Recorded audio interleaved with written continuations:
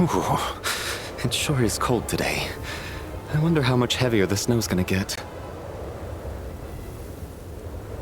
Here to see Odette? I just need to see your tickets for the preview. Perfect. Thank you. I'll hold on to your tickets. Come on in. It's freezing outside.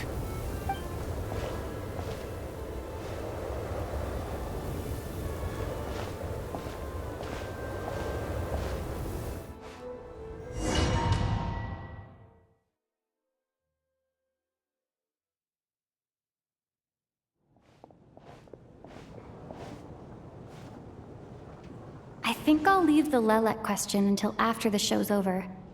Then I'll go find Odette.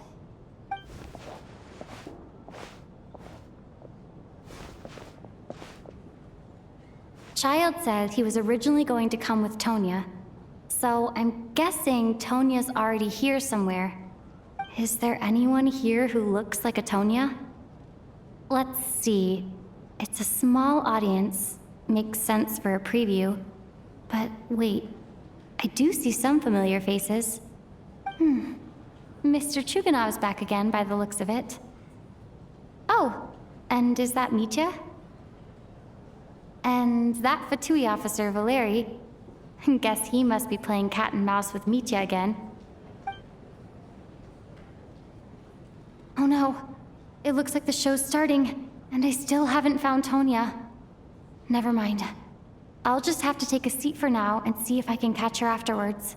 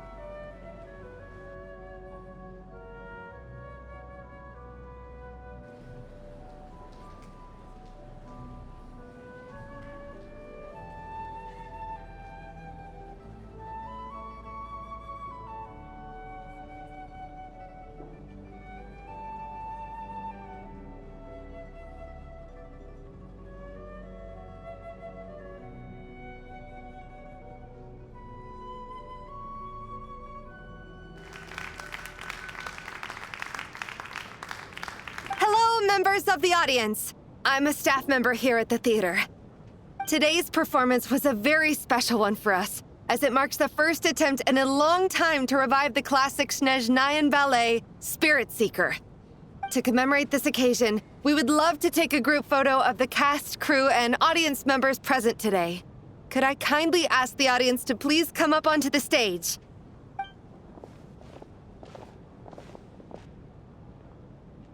All right, everyone, huddle in a little more. Now, look at the camera. 1, 2, 3.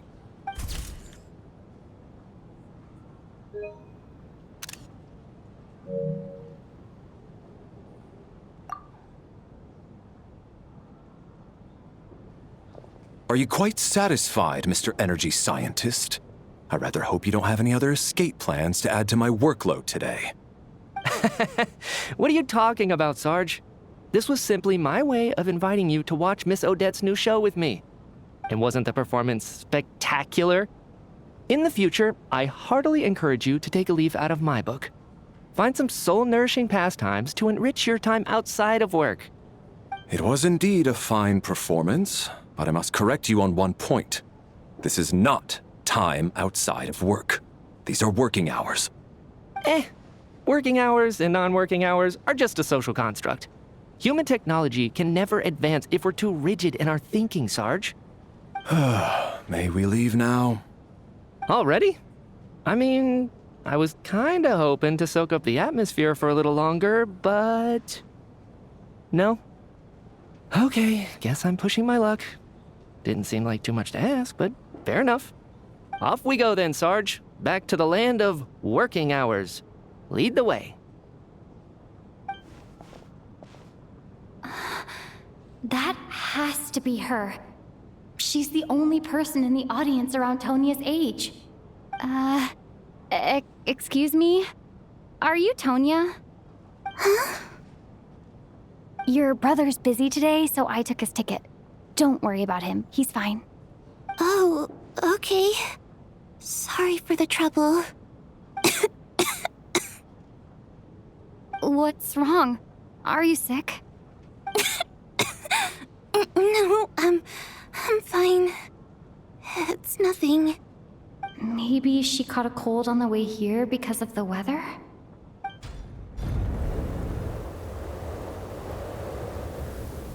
I haven't seen snow like this in a long, long time. It's most unusual. I know. It's completely white out there. You can barely see a thing. I've never seen such heavy snow in my life. Let's wait it out for now. You'd be lucky not to freeze to death in this weather, let alone find your way. Well, look at that. Maybe we shouldn't be in such a rush to get back after all. What do you think? Let's wait and see. Why do you need to take it so seriously?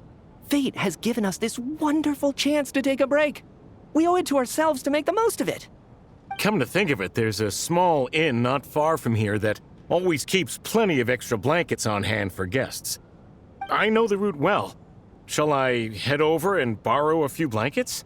That way, anyone in a hurry can wrap up warm for the journey back. Just remember to return them next time you're over this way. Sir, there's really no need to go to all that trouble. Hey, it's no trouble at all. Wait here, I'll be right back. What a kind gentleman. Very good. My wife and daughter are waiting for me at home, so I shall be heading back as soon as I get my blanket. So are you expecting us to go back to the Armory Palace wrapped in blankets too? Don't worry about that. I made arrangements in advance. Should I not return to the Armory Palace within 3.5 hours after Operation Showtime begins, an armed squad will be sent to collect us. They will escort us back. You are one of our key military personnel, so any weather-related risks must be eliminated. Operation Showtime? So, wait. Every single time you drag me back to work when I sneak out, it's a whole official operation? I gotta say, you've really turned this into quite a moral dilemma for me. It's snowing pretty hard out there. I think you should stay here for now. You seem a little under the weather. Sure. My brother might come pick me up in a bit anyway. Time to get to work. I should head backstage and find Odette. I need to look her in the eye and ask her about Lelek. Excuse me, are you looking for someone? A fan, I'm guessing? Today is just a dress rehearsal, so Miss Odette won't be meeting with fans. She's taking a well-earned rest right now. Sorry, but that area is currently off limits to everyone except the cast and crew. Huh. Bad timing, I guess. Well, I might as well stick around. I doubt Odette will be leaving before the snow lets up in any case. What happened to the gentleman who went to fetch the blankets? How has he still not returned? I was thinking the same thing. It's still snowing very hard. Do you think something might have happened to him? Whatever the reason for his delay, I must say I hate nothing more than people who make empty promises and fail to deliver. Well, I have to treat my employees like that on occasion, but that's different.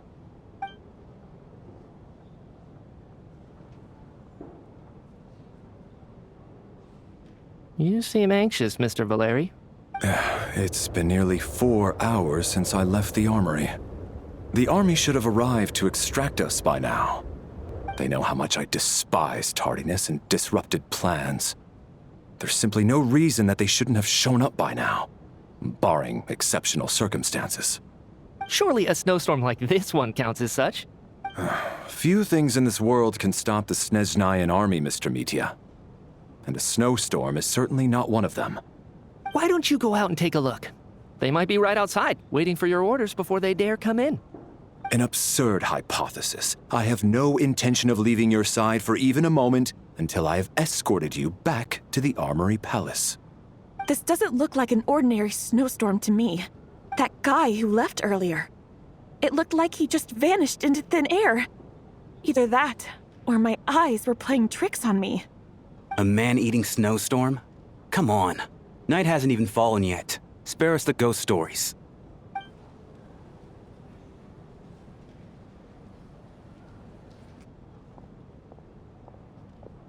Traveler, didn't know you were coming today. How come you didn't say anything? Oh, right. I assumed you were looking for me and Vodenitsa. Odette's still backstage. Whoa, that's quite a snowstorm out there. I've been working backstage this whole time, so I didn't even notice. No wonder the audience hasn't left yet. Huh. Is weather like this rare even in Snezhnaya? Yeah, snow like this. I'm sure I've seen it out in the wild before, but never in the city. Actually, I take that back. I don't think I've seen snow this bad even in the wild. This is something else. It's not normal. If even Alosha thinks snow like this isn't normal, could it have anything to do with that monster people have been talking about? We can't stay cooped up here forever. Someone needs to go out and take a look. No need. I have plenty of experience with snowstorms. Besides, I work here while you're an audience member. I should be the one to do it.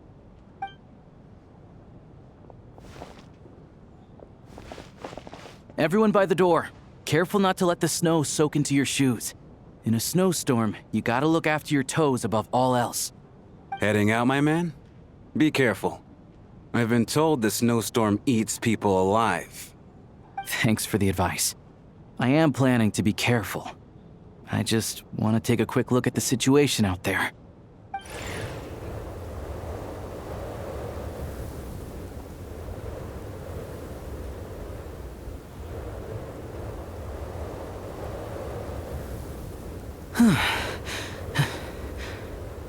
He's back! He's back!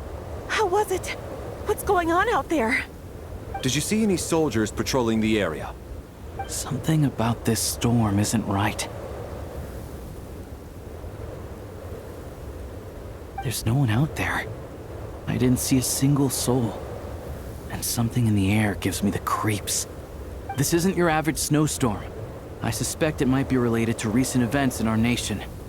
I strongly advise everyone to stay here until the snow dies down. Are you serious? So all of us are trapped here now? That sounds a little far-fetched to me. You want to go outside and see? I, for one, am not risking my neck in that weather. This just turned from a minor delay into a major hassle. We can only hope that our friend who went to fetch the blankets just ditched us and went home. Is it really that bad? But my daughter, I won't be able to read her a bedtime story tonight. Huh? What are you all still doing here? Whoa! It's snowing hard! So now we're stuck here? Oh, this is terrible! Luckily, it was just a dress rehearsal today, so there aren't too many people here. On the bright side, the theater's always well stocked with supplies. If the snow still doesn't let up as we get into the evening, you can spend the night here, everyone. At least, I assume that's all right? Odette? Fine by me. This seems like a sensible backup plan under the circumstances. My thanks to the theater for being so accommodating. What are you staring outside and praying for, my man? You anxious to get home too? Oh, Your Majesty the Tsaritsa, I beg you, please do not let tonight's snowstorm stop. This is a golden opportunity to spend the night under the same roof as the two top stars in all of Snezhnaya. It's a once-in-a-lifetime experience. I think I've changed my mind. Sir, if you so much as look at us funny, you'll be seeing stars in a whole other way. Behave yourself, or you'll be begging for that blizzard.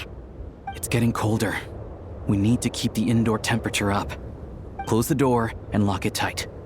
Let's head somewhere warmer.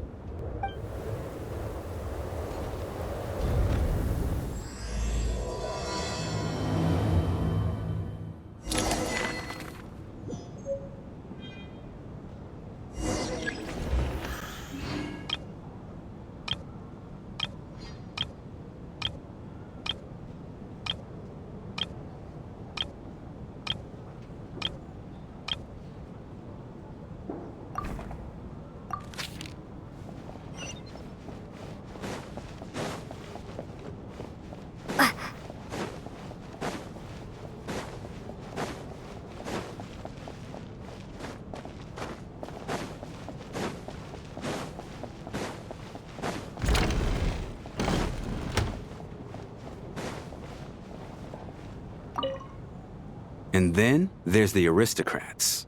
Easiest of all to deal with. You don't need to use any force whatsoever. All you have to do is show them the rope you plan to tie them up with. Do you know why? I don't. Do tell. Because nothing horrifies them more than the thought of a cheap, coarse rope leaving creases on their precious million more coat. They'll do whatever you ask to avoid that fate. Unexpected, but funny nonetheless. Tell me another one. Well, look at that. I got myself a new listener. Hey there. Let me introduce myself. The name's Shram, and I'm a mercenary. The kind that gets paid to do odd jobs for rich folks. And I am Chuganov, an entrepreneur. If my name is unfamiliar to you, you will no doubt have heard of my factory, the renowned Iskra manufacturing plant.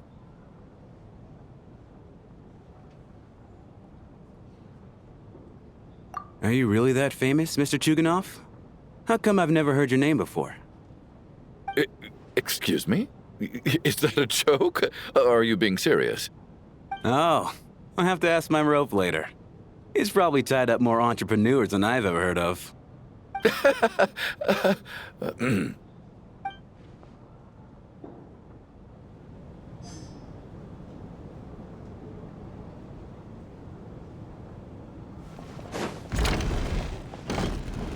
My husband has major trust issues.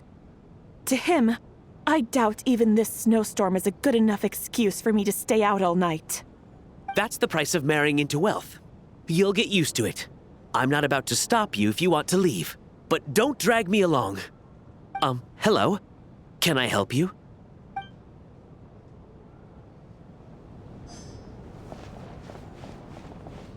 How are you feeling, Tonya? I'm fine. Sorry to worry you. I'm used to it by this point. I take medicine for it.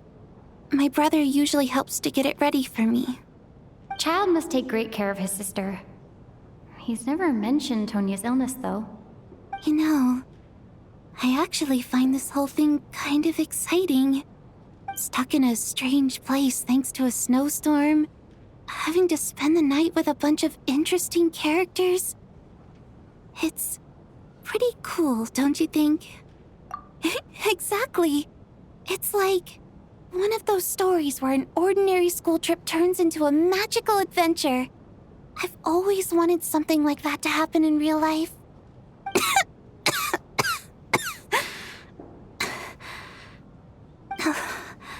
I'm fine, really. Just got a little overexcited. Look after yourself. Otherwise, your brother will come after me.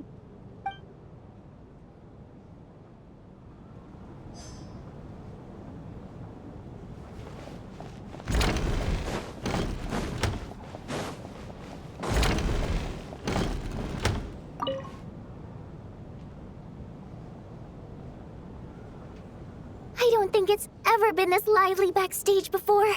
I didn't know you were coming today. Hey, have you seen Chuganov? I heard he was coming today. Have you spoken to him at all? I'm with you. This could be just the chance we need. Yeah, I gotta figure out a way to coax some more intel out of him. I want to know why he suddenly changed his stance on Project Stuzha. What exactly happened before the most recent Vecha vote? For the Rokad, or just out of personal interest? Shh! There are other people around. Don't say the R word.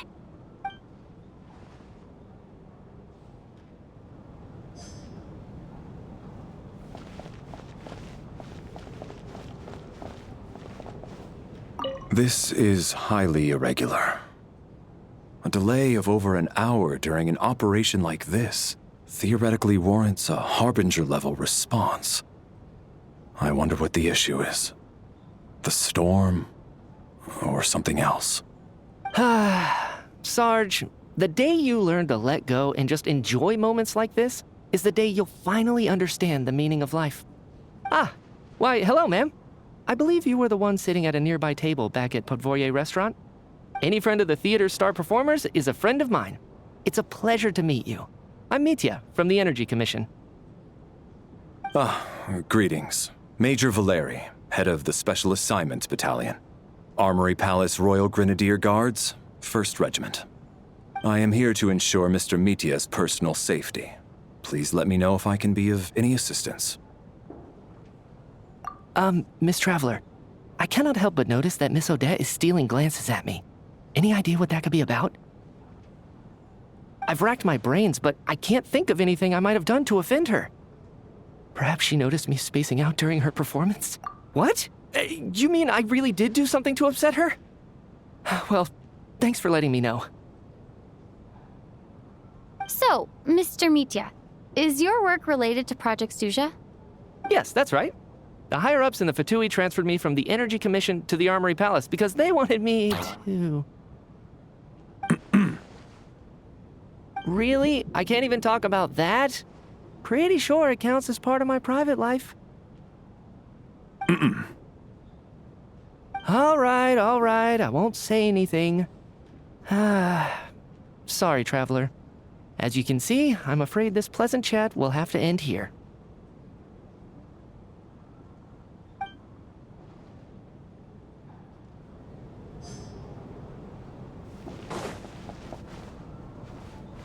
I have to say, even though today was a rehearsal and there were some hiccups along the way, Miss Odette's performance was one of the best I've ever seen, even compared to an actual show. Oh, I couldn't agree more, especially considering the weight of the subject matter. It takes a truly seasoned professional to do justice to a theme like love and regret. Do you think we were coming on too strong? Odette's ignoring us again. What about you? What did you think of today's performance?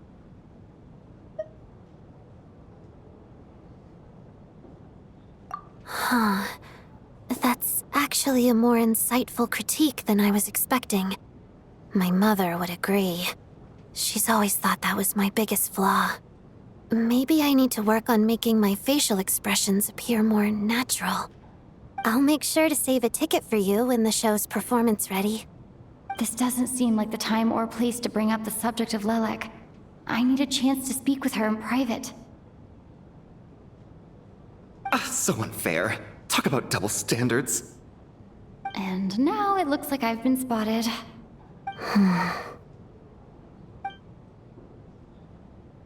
You know Mitya too? No, I don't. I just have a feeling that he might be dangerous.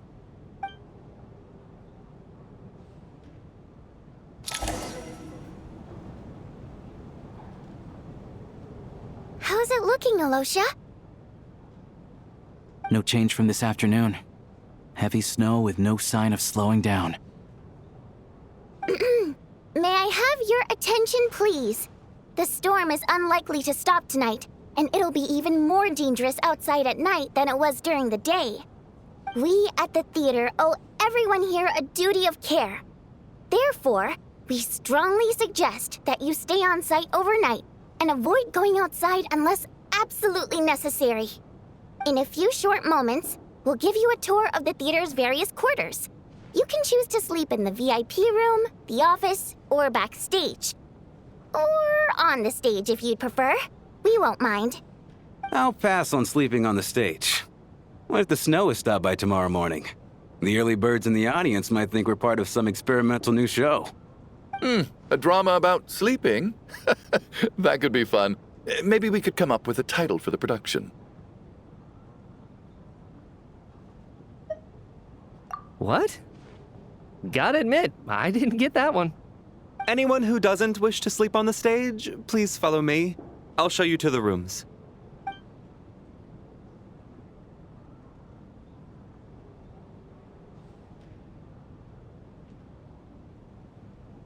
I guess I'll call it a night. Though, I feel like I won't sleep very well without Paimon here. I'm sure she'll be worried that I haven't made it back yet. But as long as she looks out the window, she'll probably realize what's holding me up. I wonder if she's feeling any better yet? At least she hasn't been getting any worse. Still, I should try and get back first thing tomorrow morning.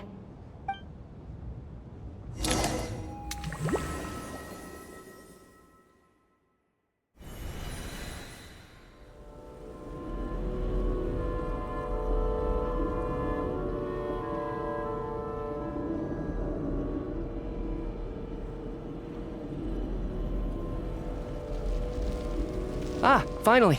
Welcome back to the world of the living, lazy bones. I was about to wake you. The black mist is almost on us. Still waking up, huh? You know, the black mist. It's been chasing us from below ever since we were born. You're just dozy. There's no way you've forgotten. Come on, let's keep heading up. Onwards and upwards is the only way to survive. Don't listen to a word those black mist cultists say. Here we go again. The endless march toward survival. What's going on? That black mist down there is creeping me out. And it's rising. Guess I should head upwards and get away from it. The black mist cultists believe that being swallowed by the black mist leads to everlasting peace. But if you ask me, they're just lying to themselves.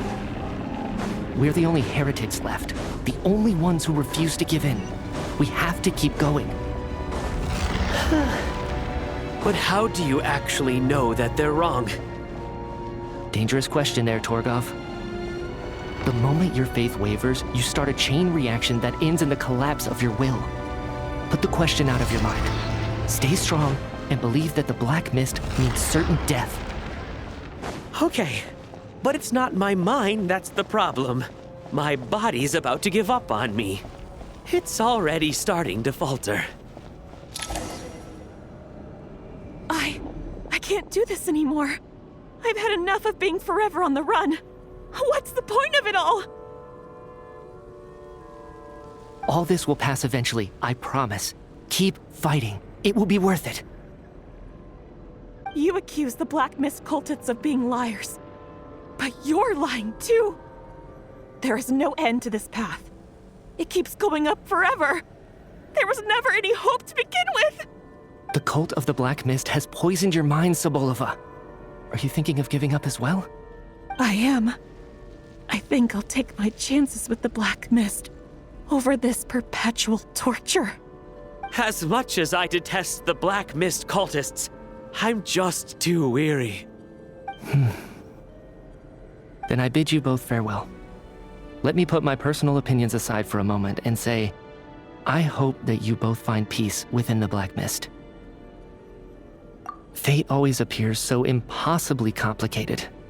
But at moments like this, its raw simplicity is laid bare. Their fate was sealed from the instant they entertained doubt. From then on, the outcome was both inevitable and irreversible. Let's go.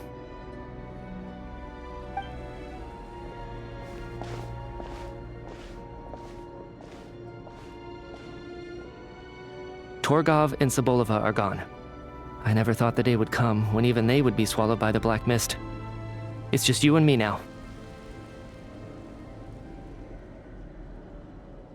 Yes, it looks like it's satisfied.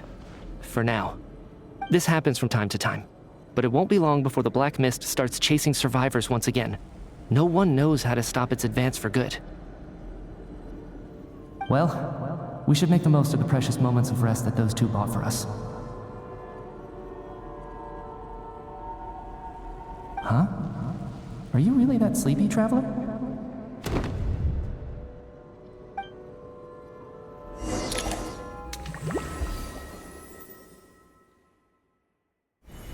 Help! Somebody, come quick! What is it, Chuganov? What's wrong? Huh? Is it morning already? What's all the commotion? Sounds like it's coming from next door. I should check and see what's going on.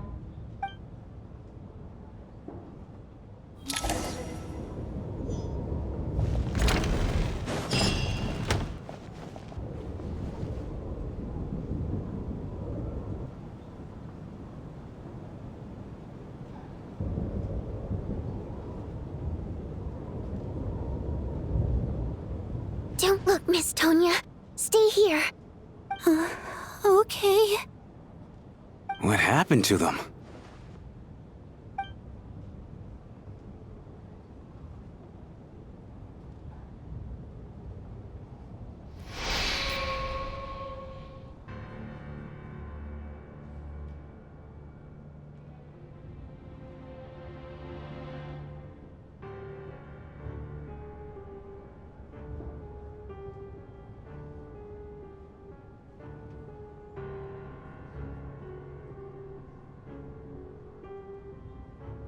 These two people have passed away.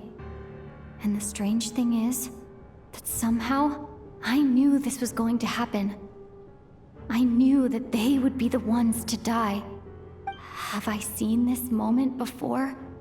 Or did I have some kind of premonition? I can't remember what it was. Let me take a look.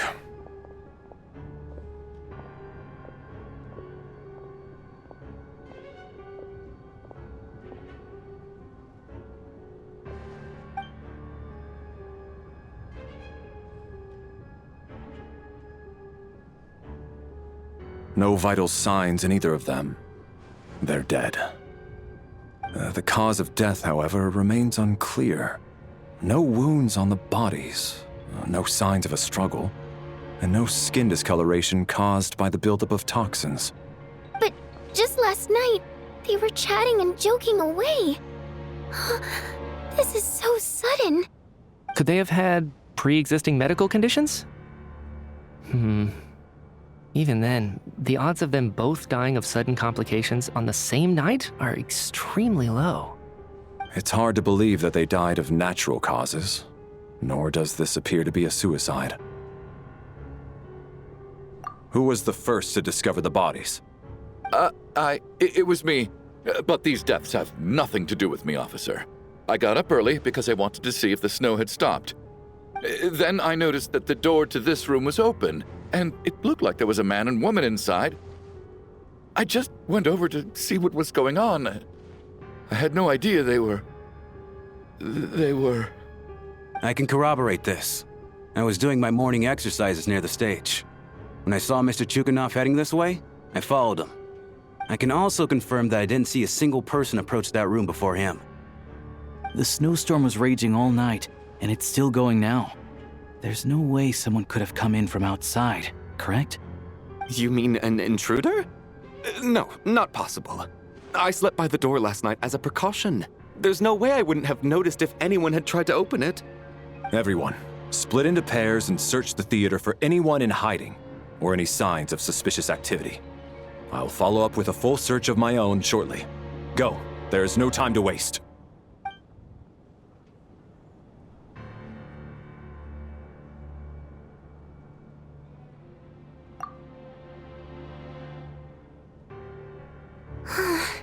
Nothing on your end either?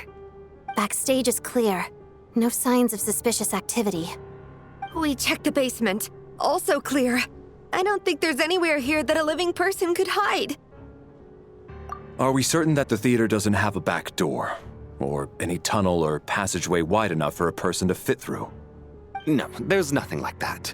If people were sneaking in through some secret tunnel to avoid buying a ticket, we'd have sealed it off ages ago. I also checked the windows. All of them are locked from the inside, and there's no sign of anyone entering or leaving.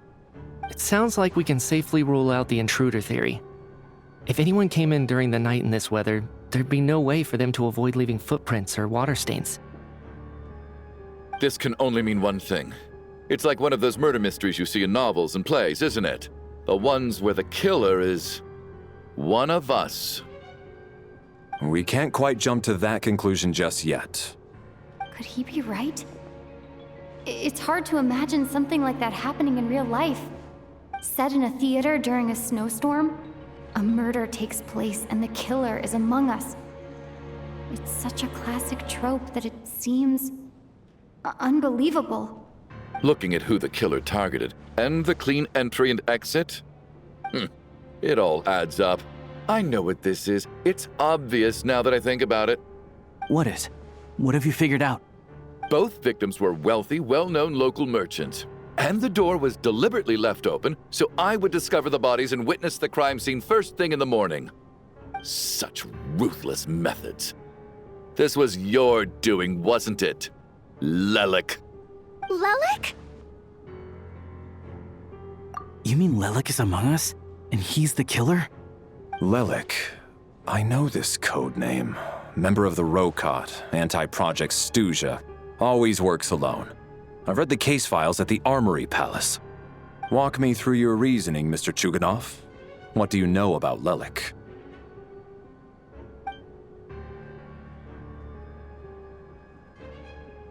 What now, huh? What now, Lelik? What more do you want from me? I already voted against Project Stuzha at the Snezhno Gradvecha. You snuck into my house the other day while I was asleep. Left a threatening letter. And I did all that you asked. But Project Stuzha cannot be so easily shaken. Not with the rooster in charge.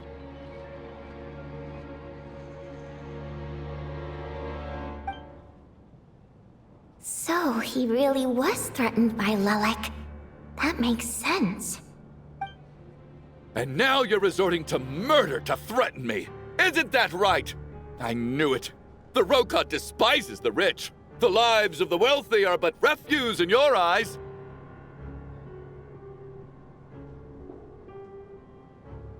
Show yourself! Which one of you is Lelik, Tell me!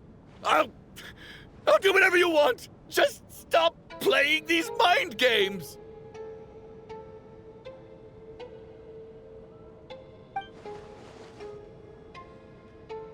Was this really Lelek's doing? Would Odette really do something like this? If Odette really is Lelek, this seems out of character. But then again, how well do I really know her? I'm probably the only one here with a compelling theory about Lelek's true identity. But if I reveal it now, I'll be putting Odette in the line of fire. What should I do? I don't think it's likely that Lelik killed anyone. At least from the stories I've heard. He's never killed anyone before. And his name has never come up in connection with any murder cases. Besides, even if Lelik did want to threaten you, why resort to such an extreme and roundabout method? It's not his style at all. Vodyanitsa doesn't know that Lelek might be Odette, but her assessment is pretty much identical to mine. Miss Vodyanitsa, why do you suddenly feel the need to speak in Lelik's defense? Defense? Oh, no, it's just... I'm worried that we're jumping to conclusions here, so I wanted to share my point of view. Also, I don't think the Rokot is as bad as you're making it out to be. Well, if you think I'm so wrong, what's your theory then, Why don't you tell us who the killer is?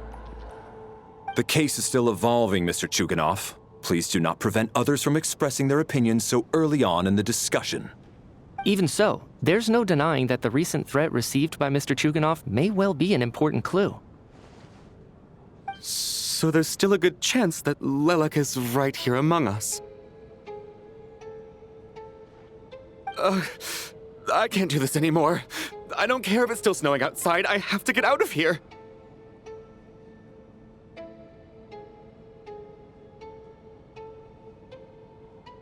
Whoa, take a beat. We all know it's far too dangerous out there. Even the soldiers couldn't get to us. Go out that door, and you might not live to tell the tale. And whoever this Lelik is, they're surely not going to murder anyone in broad daylight. Be sensible, my man. You're safer inside. As much as I regret having to say this, I'd like everyone to cooperate and refrain from exiting the premises until further notice. Because as things stand, every one of us is now a suspect. Unless anyone has further information to share, let's adjourn for now. Feel free to keep searching for clues, but make sure you don't go off alone.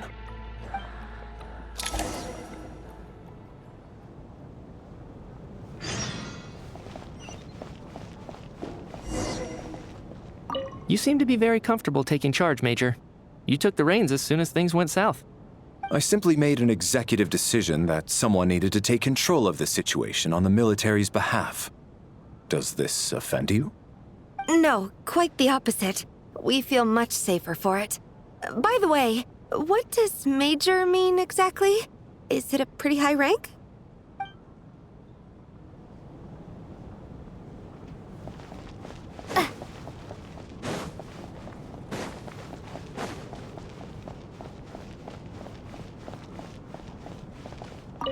I still find it hard to believe there's a murderer among us. Just last night, I imagined we were like classmates out on a hiking trip. There's no guarantee that you can trust your classmates, especially not when you're locked up together.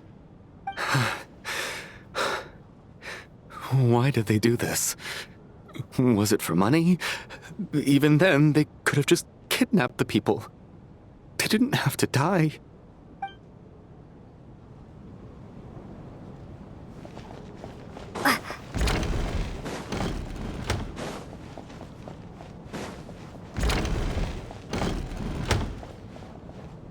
You're right. That was my bad. It was a knee-jerk reaction. I didn't think it through. Luckily, no one suspected my identity. Oh, phew. It's just you. I thought someone was eavesdropping. Since Vodyanitsa and I were on the same page earlier, I think I should share my thoughts with the Rokot members first.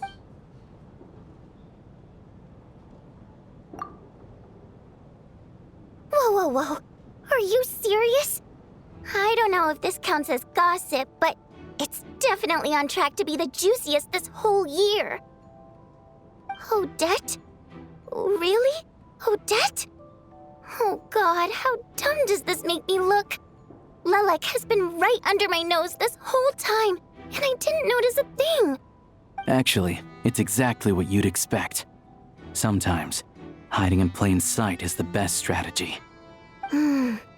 And now that you mention it, the more I think about it, the more sense it seems to make. It all adds up.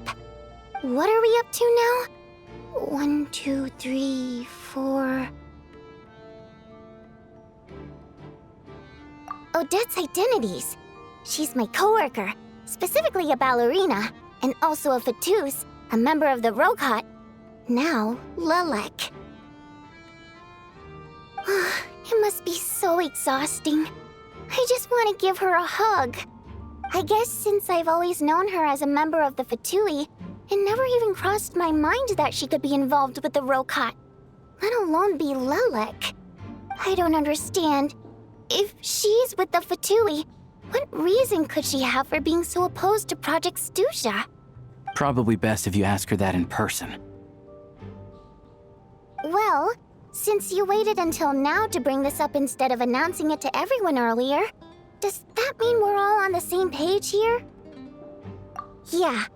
Lelek may not follow orders from the Rokot leadership, but as far as I'm concerned, she's never crossed the line. If anything, her actions benefit the poor. We need to confront her face to face. Do you think she'd really admit to being Lelek? I don't know. We'll have to see how it goes. For now, we'll work on the assumption that she didn't kill anyone, and see how much she's willing to tell us.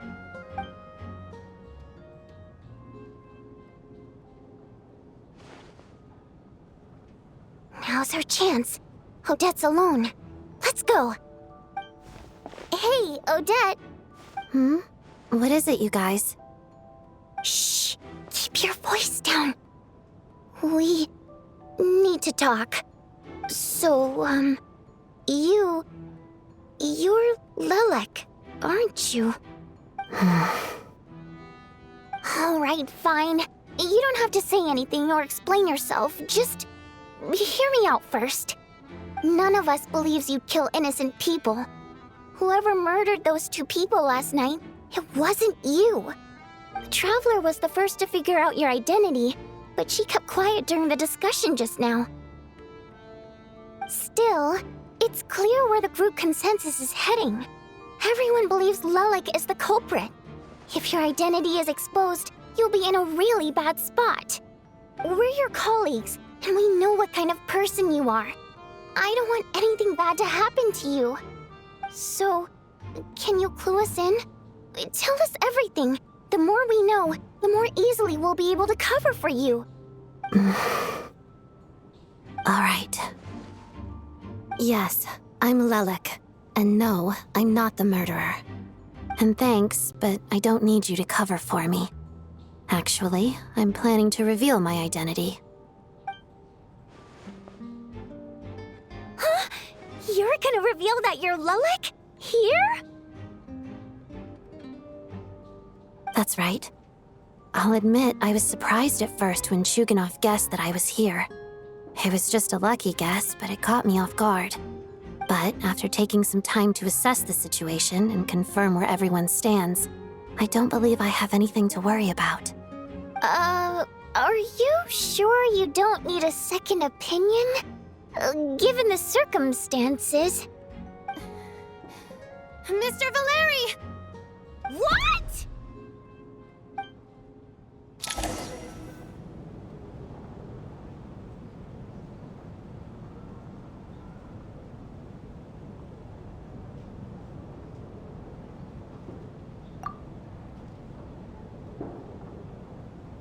So... Odette is Lelik? I don't know what game you're playing, but you've got a lot of nerve. It's just one identity. So what if it's exposed? I can disappear and adopt a new identity anytime I please. I made my peace with this when I chose to become Lelik. But more importantly, I promise I am not the murderer, which means that someone else is. So, if anyone still insists that I did this, you'd best produce the evidence now. Otherwise, I suggest that you bite your tongue. Because if you really believe I killed 2 people without making a sound or leaving a trace, pointing fingers at me would surely only make you my next target. Is this really the truth, Miss Odette? That's confidence, all right. I believe you. A real no-nonsense attitude. I can see why Marionette said that she's on track to inherit the title of the Fair Lady. Are you seriously buying this? Hey, officer! She just admitted to being Lelik. Aren't you going to do something about this? I do have one question, Miss Odette. Why have you chosen this moment to come forward and reveal your identity?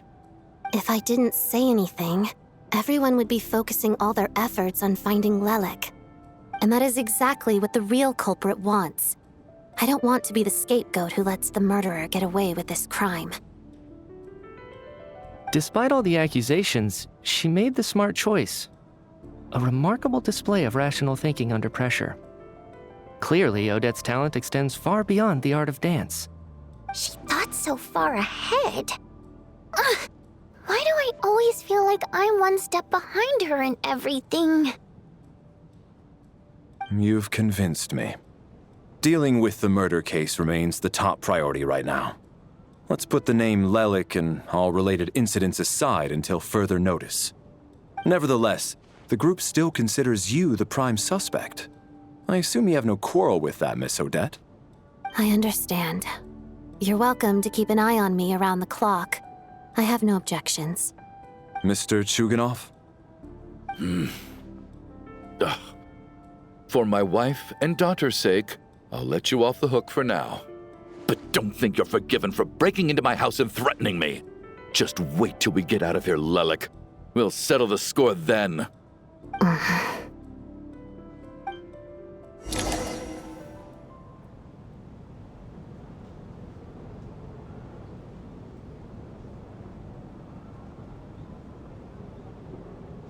Good work, Lelik guard team. And Lelik, too. Here, have some hot water. Turns out Valeri knew about my exploits, so now I've been told I have to guard Lelik with him. Shouldn't you be facing my way if you're guarding me? At the moment, it looks more like you're my bodyguards. If the true culprit is indeed still at large, as you have claimed, we must keep our guard up against them also. Don't worry, Tonya. We'll get through this. Once the snow stops, the officials will step in. The investigation will get easier, and then we'll be safe. But once the snow stops, won't everyone just leave? You're gonna miss us, huh? Well, some of us work at the theaters, so we'll still be here. I'll even give you a special backstage pass. Really, Miss Vodyanitsa? That's awesome! You've made a fan for life. Aw, you're so cute, Tonya. All right, let's swear to it. I promise to give you the pass, and you promise to never change your mind about being my fan. Promise. Don't indulge her, Tonya. You don't have to swear an oath over things like that. You really do get carried away sometimes, don't you, Miss Vodyanitsa? Hey! Mind your own business!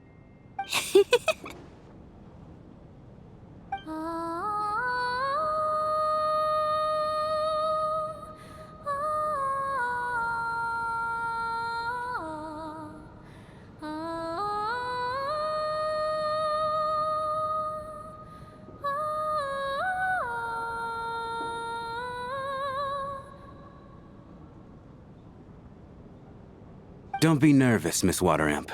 Everyone's here. There's nothing to be afraid of. Excuse me? Do I look nervous? Don't be ridiculous. No, no, no. You sound nervous, lass. Oh. Wait, but how... Okay, plenty of people know that I'm a water imp, but still... How come you understand our primary mode of expression? Primary mode of expression. I've not come across that concept before. Do enlighten me, Vodyanitsa. Well, it's just... We water imps tend to communicate our emotions to each other by singing, rather than facial expressions. The emotions we convey through song take precedence over our facial expressions.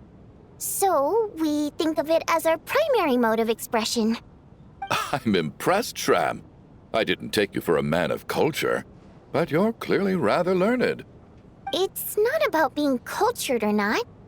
The thing is, this mode of expression can usually only be understood by other water imps. It's not a simple case of a song sounding happy or sad. And yet, you're clearly human, Mr. Shram. It's really not the big deal you're making it out to be. I think I just have a knack for it. Plus, I have a... very close friend who's a water imp. A delightful lady. But keep that a secret. Anyway, we spent so much time together that before I knew it, I noticed I could understand her expressions. Oh, I guess that makes sense. Still, the fact that you have a water imp friend is even more surprising. I'd better watch what I'm singing when I'm around you from now on. Hey, what are you implying? You're not secretly insulting the audience in your songs, are you? Heavens, why would I do a thing like that? It's getting late. We should discuss our sleeping arrangements for tonight.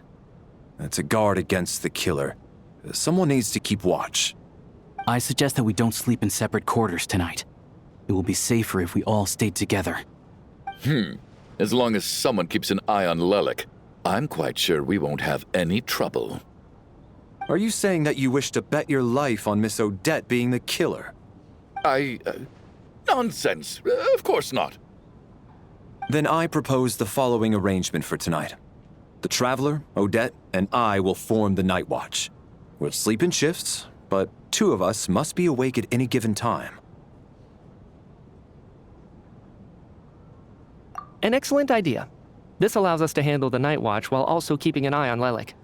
Meanwhile, the rule of taking shifts in pairs resolves the other issue. Namely that we can't necessarily trust the Traveler or Valeri either. I expect that plan took you quite some time to come up with, didn't it? Actually, our field combat manual outlines a similar approach. Although the scenario there involves guarding prisoners overnight during field operations. That being said, I must clarify that I harbor no disrespect towards you personally, Miss Odette. In fact, Lelik's numerous covert operations make fine textbook examples for military agents. I care less about respect and more about the fact that you just robbed me of 2/3 of my sleep tonight. I'm calling dibs on being the first to rest. Good night.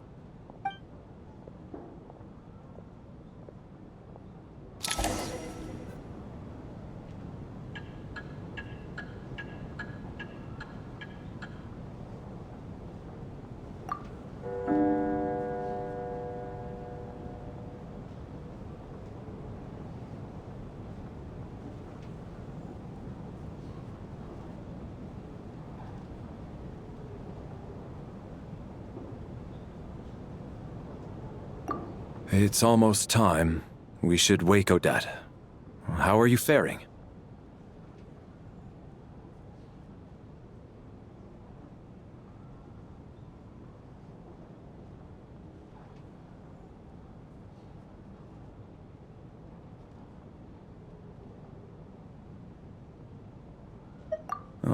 going to argue with that. I'll take a quick nap. If you start to feel sleepy, wake me up anytime. It's finally time for Odette and I to share the night watch. I should wake her up.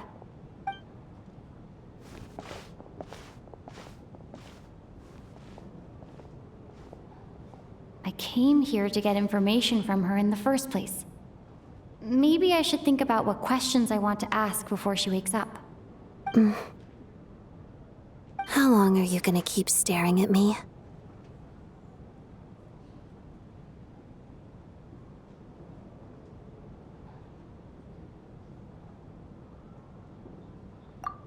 Couldn't sleep. My mind's been running haywire. Plus, there's something I've been meaning to talk to you about.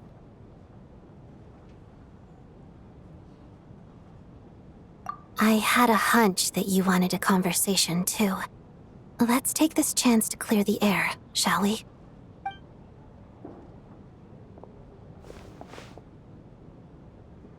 I just had a simple question for you, really. It's, Rosaline. In her final moments, did she have any last words or anything?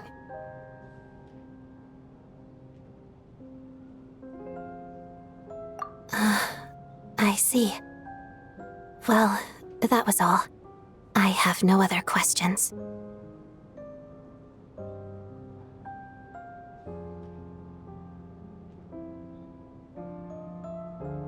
No.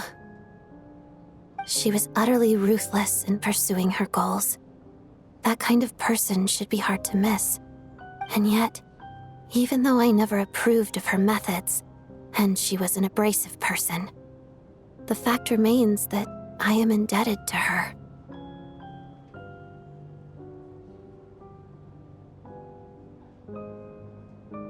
Oh, she told you. I guess that makes sense. I think she and Rosaline were on pretty good terms.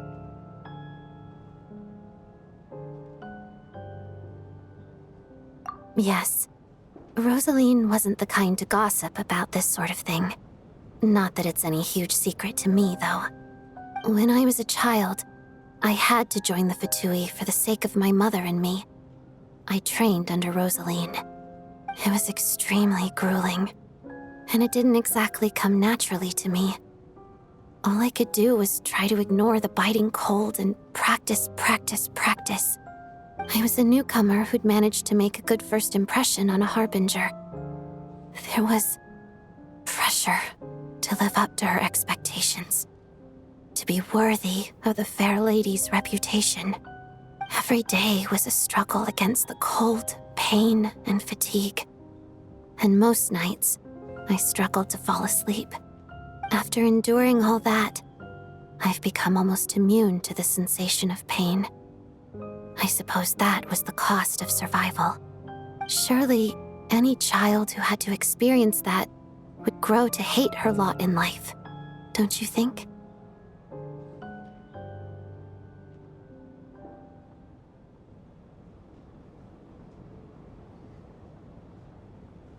So, I put an equal amount of effort into my ballet. Because in my young mind, that was the only way to defy my fate.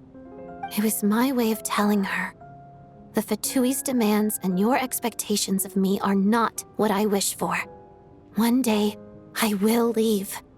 I think she probably blamed my poor performance in training on my passion for ballet.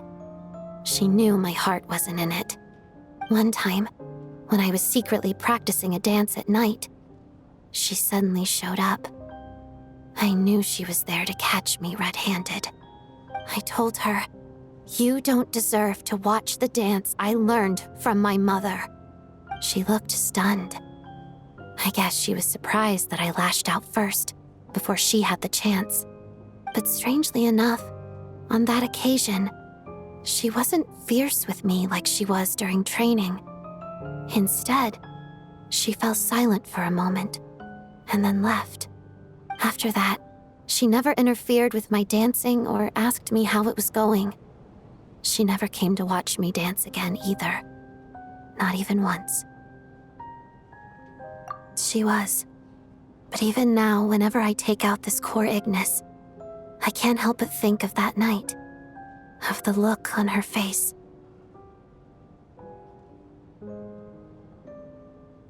Sort of. Although gift might be too kind a term. This is her flame sealed within ice. A symbol of her favor, yes, but also her way of keeping an eye on people. She knew the location of every piece of core Ignis. If any recipient started acting suspiciously, she'd be on to them immediately. Trust her to make even a mark of approval feel suffocating. So, when news of Rosaline's death reached Snezhnaya, many people immediately crushed their core Ignis. It gave them a profound sense of relief, like they'd broken free from her shackles. But I kept mine. With my sensitivity to pain being as dull as it is, the warmth from this core Ignis is one of the few things I can still feel clearly. I still wonder, did she really come to stop me that night? I wasn't sure, but I was scared, so I said some really awful things. I guess she didn't leave anything behind. Not that I expected her to. It's fine. It's just a bit of a shame that we couldn't settle our differences before the end.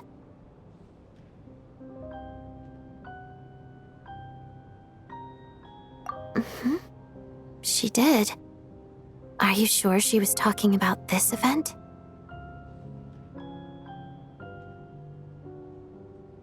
Huh. No, she didn't. I didn't even find out that she'd gone to Mondstadt until a while after she'd left. Wait, in that case...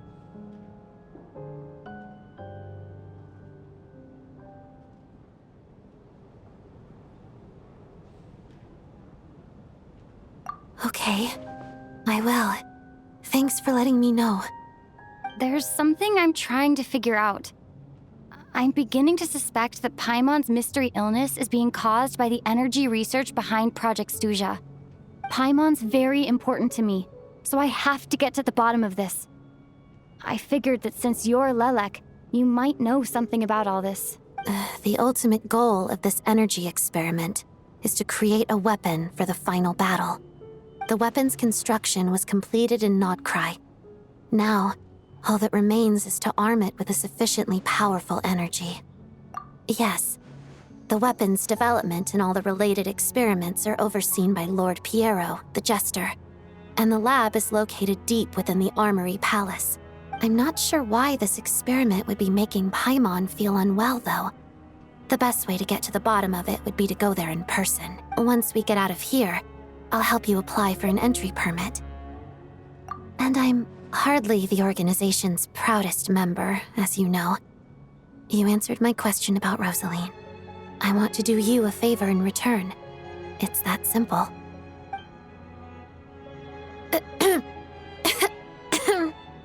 Huh? What's wrong? Are you not feeling well? You two seem to be hitting it off. I thought you were sleeping. Of course I was. In the military, one learns to fall asleep quickly, even in the most inhospitable environments. It's vital to staying alert and energized. Why? Is something wrong?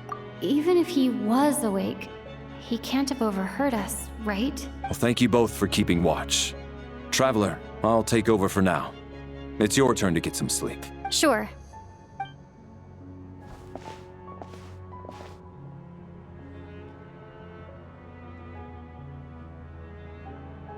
This is our second night here, but at least I found out a little more about Paimon's condition. I hope she's been sleeping well the past couple of days. Huh. Why do I feel like I'm being watched? Seriously? Is this payback for when I stared at her earlier? But I thought she was asleep. Never mind.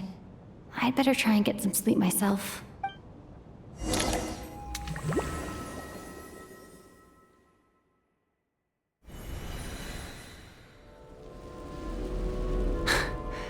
Hey, what are you spacing out for? Are you reaching your limit too? How long have we been walking for? Do you remember? Time's lost all meaning. Ever since we noticed that thing above our heads. What was it called again? A star key? Or key star? Anyway, the person who named it was swallowed by the black mist. Whatever it's called, ever since we noticed it, we've been walking up and up, hoping that as long as we reach it, we can find a way out of this place. But it seems like no matter how far we walk, we never get any closer. Well, we've come this far. You never know. Maybe we're almost there? Come on, enough moping. Let's go. The black mist is catching up.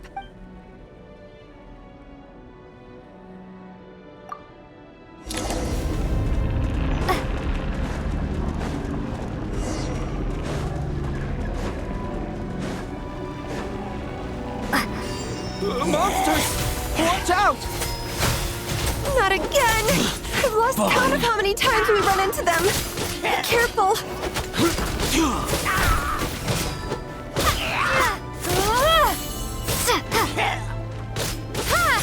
Backup is here.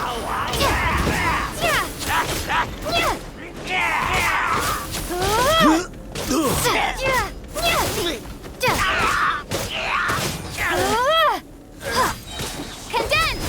Cryostorm!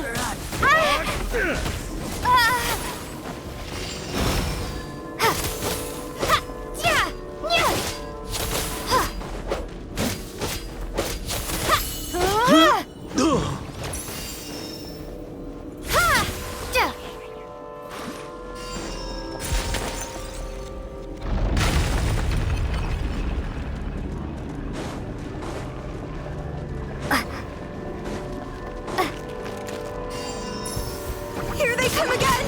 Get ready!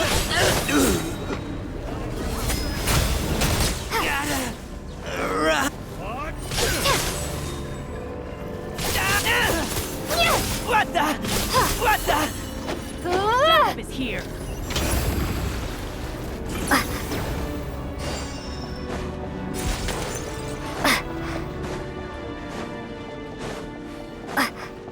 Monsters ahead of us? The black mist behind us? Feels like there's no escape. Fine. Shut up. Run. Fast.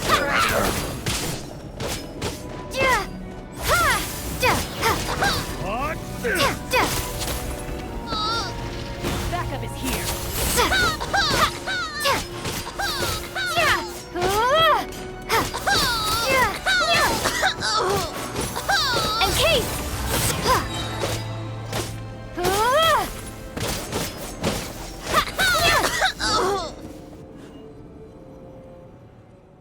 Are you hurt, Coolish? No, I'm fine. It's just... suddenly I don't want to walk any further. I get you. In fact, I reached my limit a long time ago. Sometimes it feels like there's hope where there shouldn't be. Yeah. The hope that the star gives us is the only thing keeping us going. But I'm not sure it's real at all. It may just be a collective illusion. Otherwise, why would it always be out of reach? We know you mean well, but you're only saying that to try and encourage us to keep going, aren't you? Thank you, friend. But enough is enough. Please don't give me any more false hope. Hope is poison in this place. You're going to continue, aren't you? I admire that. I've given up, but I wish you the best. May there come a day that you catch up to the star and leave this godforsaken place.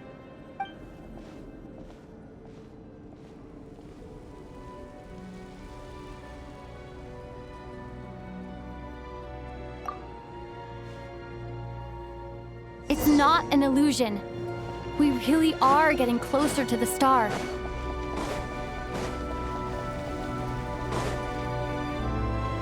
Congratulations. You're the first person to make it here. I'm the star's envoy. The black mist has stopped rising.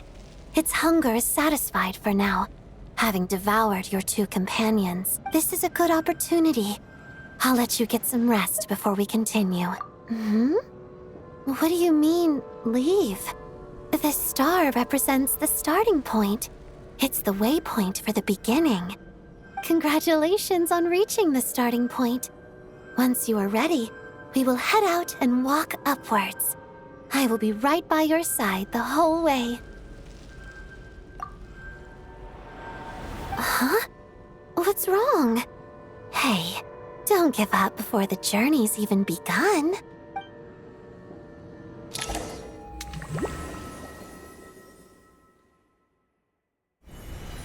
Rampana! Rampana! Is that Vodyanitsa's voice? What happened? Coolish, wake up! Please wake up!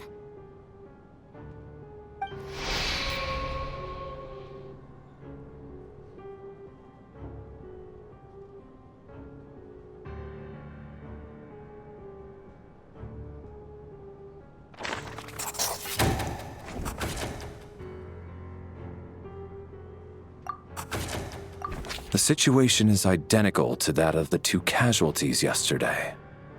We cannot ascertain the cause of death. At least there are some elements that we can rule out this time.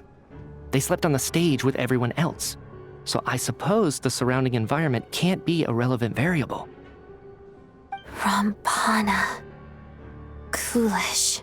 Weren't some of us keeping watch last night? 3 of us, in fact. How could you not notice something was wrong? I'm as confused as you are. Certainly nothing unusual happened on my watch. Likewise, and from what I've observed so far, both Miss Odette and the Traveler can be trusted. To be honest, I didn't get a wink of sleep last night. I couldn't help but think I was the target, so I just laid there with my eyes closed. I heard the Traveler and Lelik chatting, but otherwise I don't recall hearing any commotion during the night. Me too. I didn't want to wake everyone up, so I was concentrating hard, trying not to cough.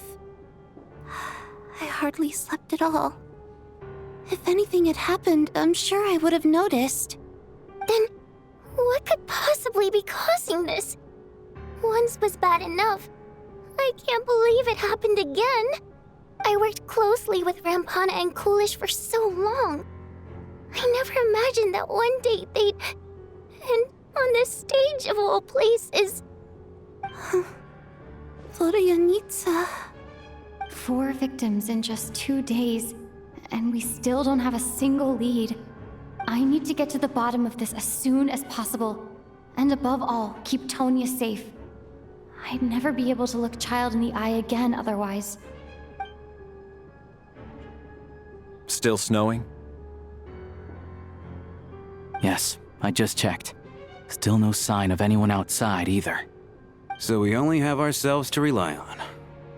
If you ask me, this killer can clearly strike whenever they please. The Night Watch was a useless endeavor from the start. Lelik must be an expert in poisoning. Clearly she used some poison that can't be detected on the corpse. Here we go again. Listen, I was already thinking to myself last night, was Lelik's reason for revealing her identity the real story? Well, now I have my answer. It most certainly was not. She's been playing us for fools. You get off on this, don't you? Revealing your identity, only to carry on with your killing spree? That's a hideous thought. One that only a hideous mind like yours could dream up. How dare you? That's enough. Yesterday, you named Lelik as a suspect because the victims were both wealthy merchants. Lelik might have had a motive then, but today's victims were just ordinary people, not to mention that they were colleagues of Odette and mine. What reason would she have to murder them? Let me guess. Just to scare you? Who knows? Maybe you don't know her as well as you think. I implore you all to ask yourselves, how many people are there really in this world that have what it takes to kill another person? Not many, I'd wager. Lelik is well known to be a ruthless operator, and now she has revealed her identity. How could it be any more obvious? Everything you've said so far is still just conjecture, which doesn't constitute a concrete lead.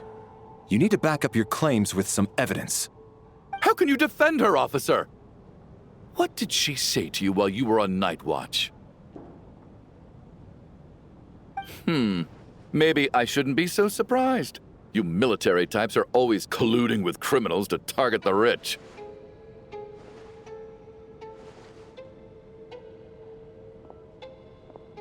All so you can get your grubby paws on our hard-earned fortunes, then tell us to fall in line. The Fatui, the Druzhna, and the Rokot. Thugs, the lot of you!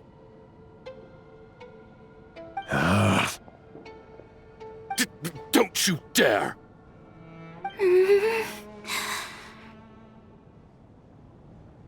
Sir, but you were the one who told us not to stop other people from expressing their opinions yesterday. 4 people have already died. Only yesterday I was chatting with Mr. Coolish. Then we woke up in the morning and he's... Turning against one another is the last thing we should be doing right now. Little girl.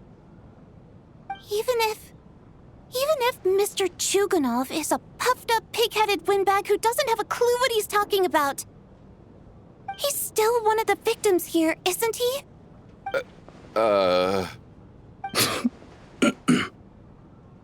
Quite.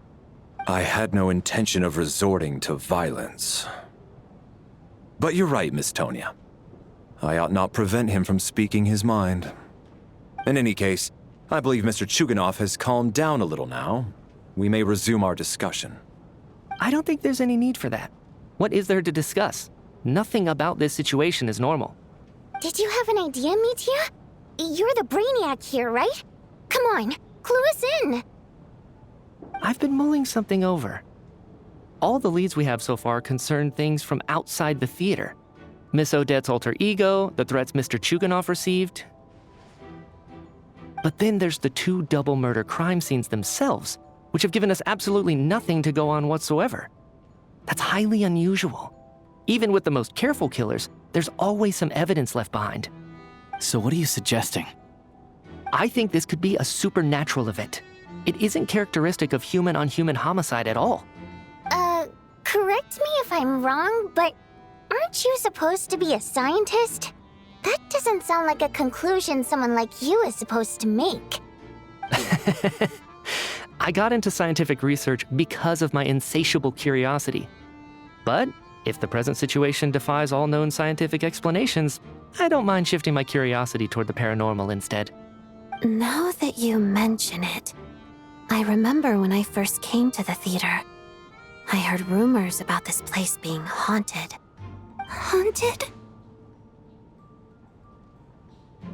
Yeah, I think I heard the same thing. But I mean, they're only rumors, right? We've worked here for years. Surely we would have noticed any spooky goings-on by now. Well, this has taken an unexpected turn. A haunted theater? If Paimon were here, she'd probably be hiding behind me in fear right now. Why don't we take this opportunity to look for clues again with a more open mind? Maybe a different perspective will help us see something different. Very well. Whether it's criminals or ghosts we're looking for, the same rules apply. Everyone needs to tread carefully. I'll move the bodies into the same room for now.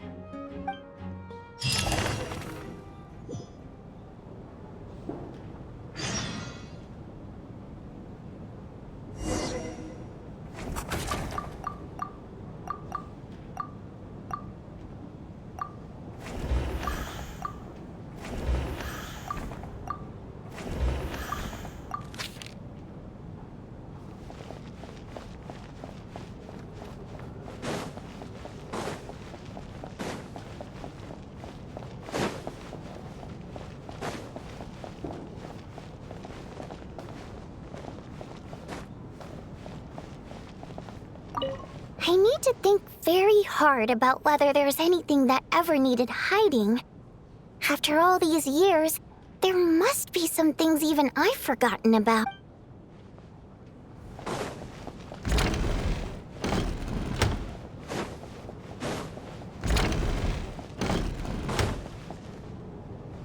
Tonya?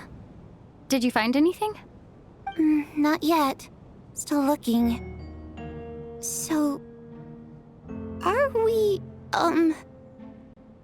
Are we supposed to be looking for something paranormal? I think I'd prefer teaming up with you than looking around on my own. This looks like somebody's notebook. Shall we read it together?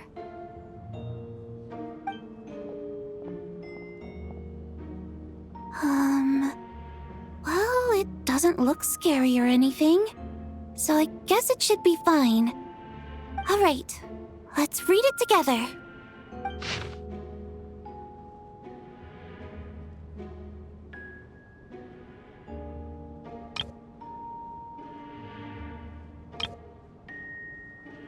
Huh. This has to be Vodyanitsa's writing, surely. Maybe it's a little rude for us to peek at this.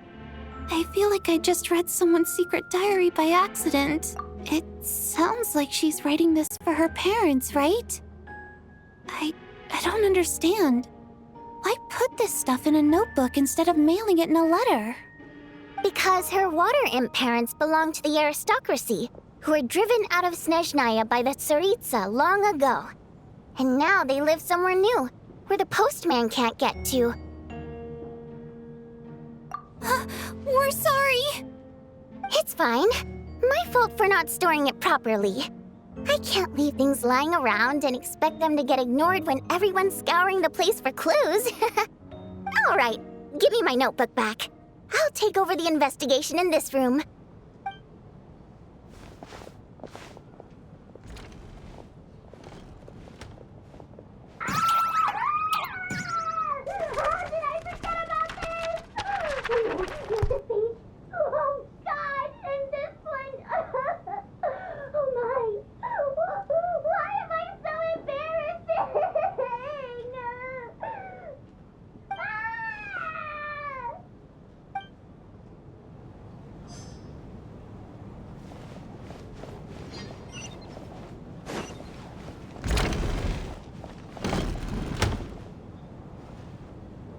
Valeri, come take a look at this.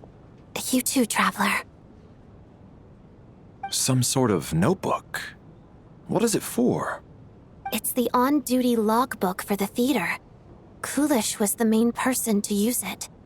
He mostly used it to record any unusual incidents during a show, audience numbers, exit times, and so on. Yes, he'd always have this logbook with him when he checked tickets at the entrance. This should confirm a lot of key details about the recent show. So, you find anything unusual? Yes. The number of people. I've checked and double-checked, but the numbers just don't match what's recorded in the logbook. Apparently, we have an extra person among us. Are we certain that logbook is accurate? Could someone have sneaked in without buying a ticket or something? Unlikely. Kulish took his duties very seriously. I've rarely seen any errors in his work. Not to mention that this was a dress rehearsal, meaning smaller audience numbers and tighter ticket restrictions than usual. Everything would have been well within his control. We no longer have our tickets with us, do we? They got collected on entry. I assume there's no way we can check them again. Unfortunately not. The theater recycles tickets. Once people are in the door, they don't tend to leave until the show ends, so we collect the tickets at the point of entry.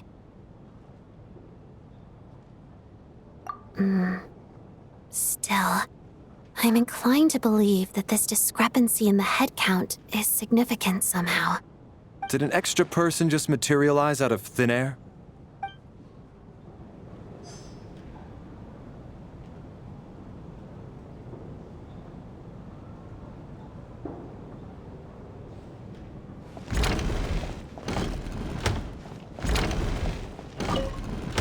Did an extra person just...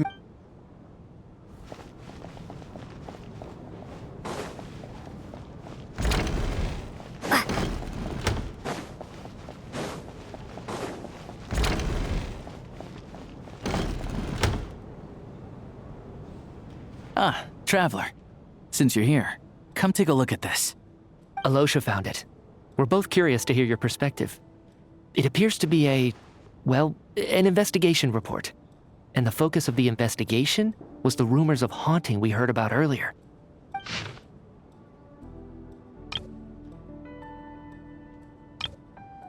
An investigation report, huh? Looks quite old. Huh. This person's name looks to be of Sumeru origin to me. Was the investigator from Sumeru? The theater manager must have hired an investigator once specifically to look into this issue. But it doesn't look like anyone ever looked at the report. Presumably, the manager wanted to know if the supposed haunting was dangerous while also being fearful of word getting out in case it affected the theater's business. Anyway, the bottom line is, the haunting is actually real after all. It's caused by an obstruction in the ley lines. Is there any chance this is the key to finally making some progress with the murder cases? Ley line problems are pretty unexceptional to me by this point. And while it certainly offers an explanation for the ghosts, it's hard to imagine what connection it could have to these two murder cases. Some of the language that appears at the very end of the report caught my eye. Angel civilization, ley line renovation? My area of research doesn't touch on any of that, so it's completely outside of my wheelhouse. Huh? A piece of paper just fell out from the report. It landed right by your feet.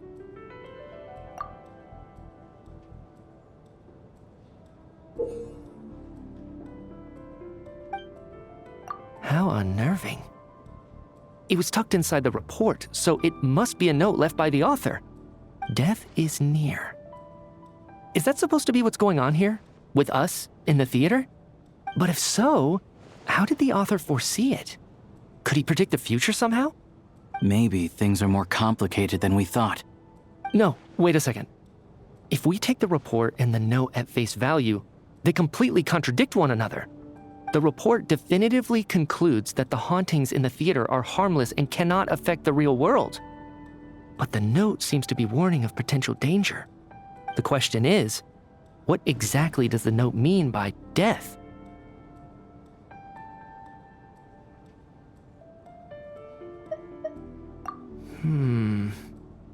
The various ways we could interpret this keyword lead in completely different directions. Let's pause our analysis here for now. I think we need more information.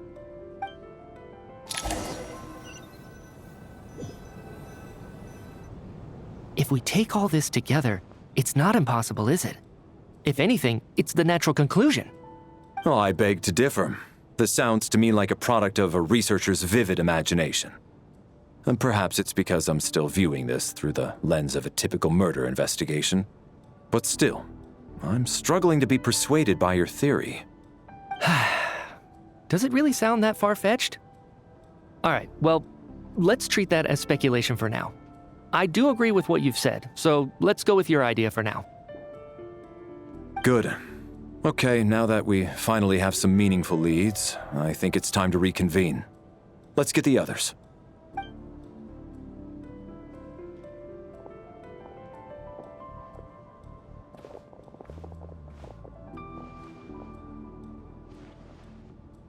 So, that's about everything we've discovered so far. I'll share my theory first. Based on what we've learned from the logbook, I believe the extra person among us is most likely the killer. If the killer had simply bought a ticket, it would have greatly increased the risk of their identity being exposed. I expect he or she either hid in the theater ahead of time, or found a way to slip past the ticket inspection. They then blended in with the group and waited for an opportunity to strike. What about the note found in the investigation report? Any thoughts on how that fits in? The killer may have simply planted it there as some sort of sick joke. I've seen my fair share of psychopathic killers. They love playing cryptic mind games. So, it has nothing to do with the haunting of the theater after all. This theory makes sense to me. If we have an audience member unaccounted for, chances are they didn't come here to watch the show. Could it really be that simple? So, in other words, all we have to do is find out who got in here without a ticket, and all our problems will be solved? Then let me make one thing clear. All the theater staff should be well aware that I came here for the rehearsal legitimately, yes? There's no way I'm the one who didn't have a ticket. It's true. I hear you used every trick in the book to get a hold of that ticket, too. Everything short of throwing a temper tantrum and rolling around on the floor at the entrance. I most certainly did not degrade myself in such a way. Probably a stupid question, but I might as well ask. Did anyone here get in without having their ticket checked? Hmm? Guess it was naive of me to expect them to just admit to it. Especially after the unprompted Lelik reveal. Once was already a miracle. Twice would be unfathomable.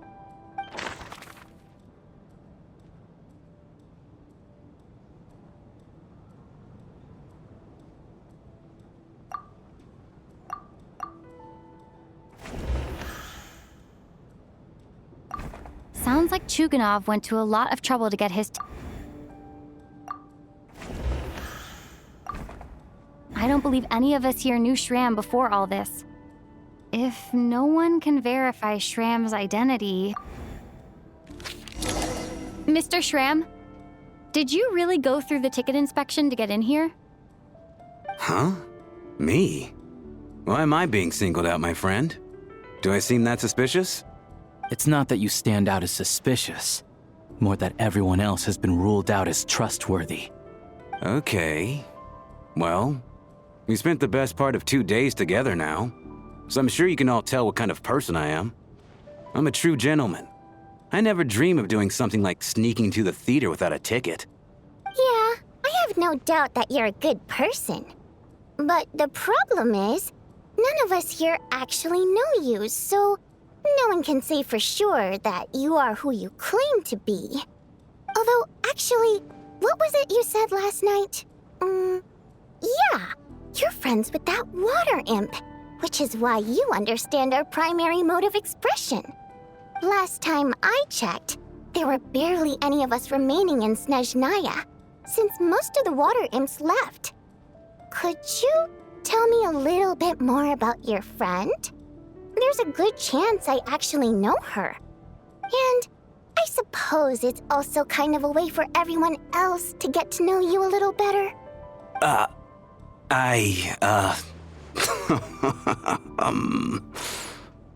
Good grief. Are you blushing? Pull yourself together, man. Stop giggling like a teenage boy. It's revolting. Hey, revolting is a little strong. All right, fine.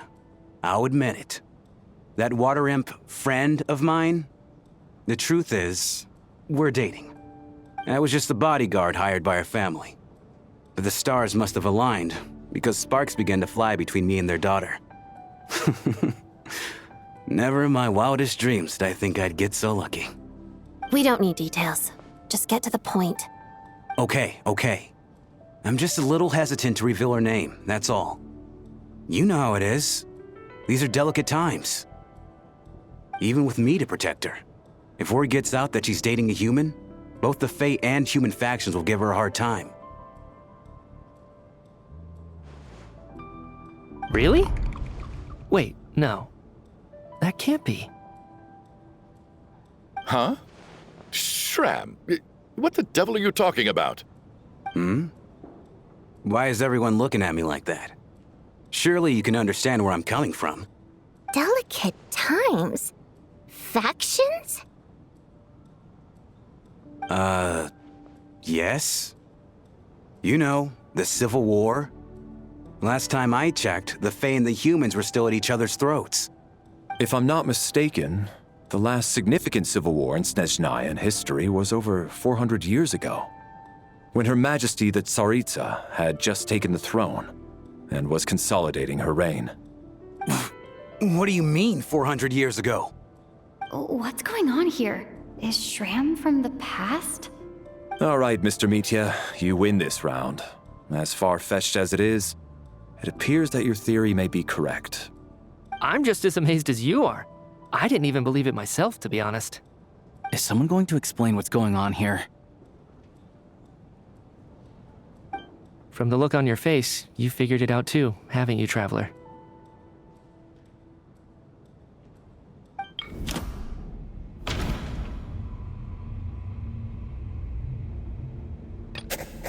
That seems to be the case. Shram's the extra person, but there's no way of learning his identity from this clue. The theater's ley lines have been modified to block souls within its grounds from returning to them. Some souls can even wander this place forever. Mr. Shram's statement proves he's from hundreds of years ago. And according to the investigation report on the theater hauntings, Mr. Shram is very likely a lost soul wandering the theater.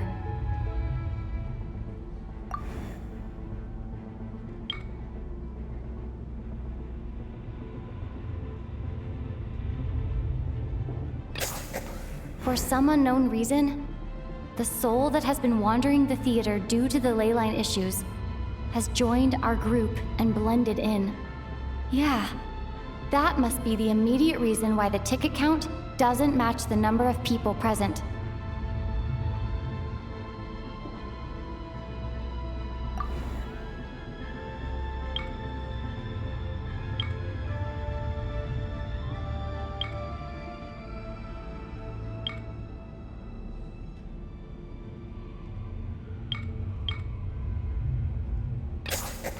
The contents of the investigation report have been verified. There are indeed ley line issues and wandering souls in the theater. Death likely symbolizes the deceased. Mr. Shram, for instance. Death is near. Huh. That must mean that there's a dead person in our midst. That's the truth, isn't it?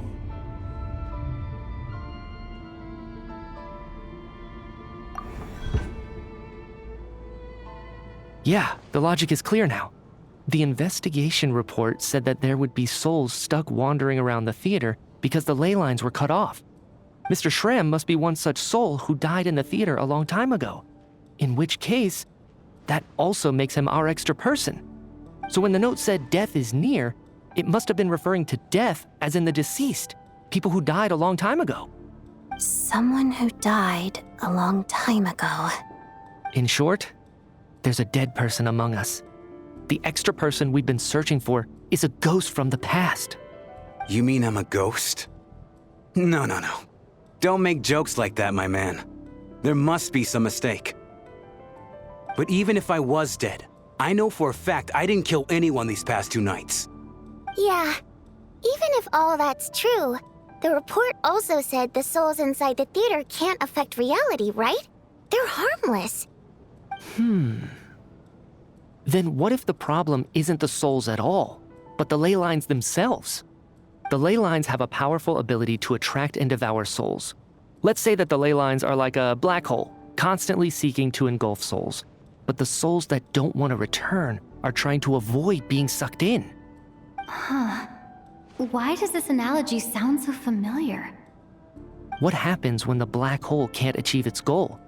I'm only speculating here, but what if it ended up swallowing innocent souls by mistake, or intentionally taking other souls to compensate? That could explain why we weren't able to determine a cause of death.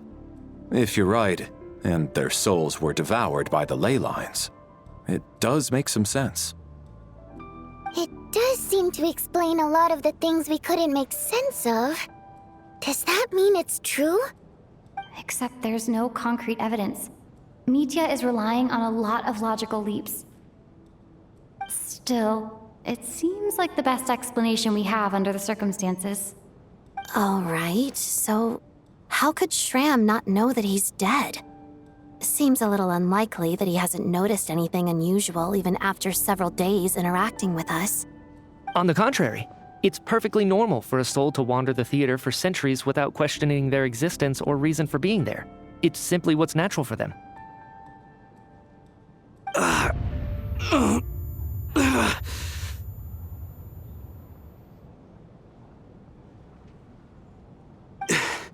You know what, Mr. Brainiac? I think you might actually be right after all. I'm trying to remember and... even though my head feels like it's going to explode, I think...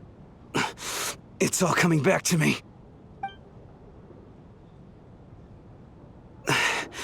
I was the one who didn't want to remember my own death, so I forced myself to forget.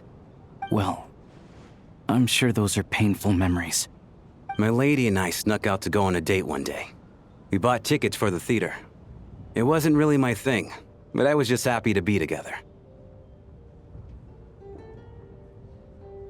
All of a sudden, a group of people burst into the theater, shouting for all the water imps to get out, performers and audience members included. It was clear the conflict between humans and Fae had reached a boiling point. This time, the extremists were even coming after the water imps who had nothing to do with the war. I thought I could pull one over on them, so I took off my jacket, draped it over my lady, and tried to sneak out amid the chaos. But I got caught. They started shouting, calling me a traitor to humanity. But I was going to do whatever it took to buy our chance to escape, no matter how many people stood in my way. I had to, both as their bodyguard and out of love. It's all right, friend.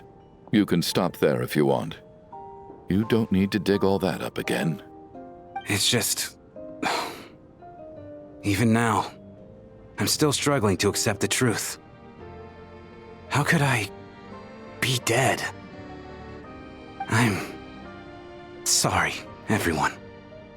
If I'd known I was a dead man walking, I wouldn't have dragged you down with me. If I'm the cause of all this death, then punish me however you see fit. But, Mr. Shram... No. I refuse to be a burden. I know what I have to do. You said I've been wandering the theater for centuries, right?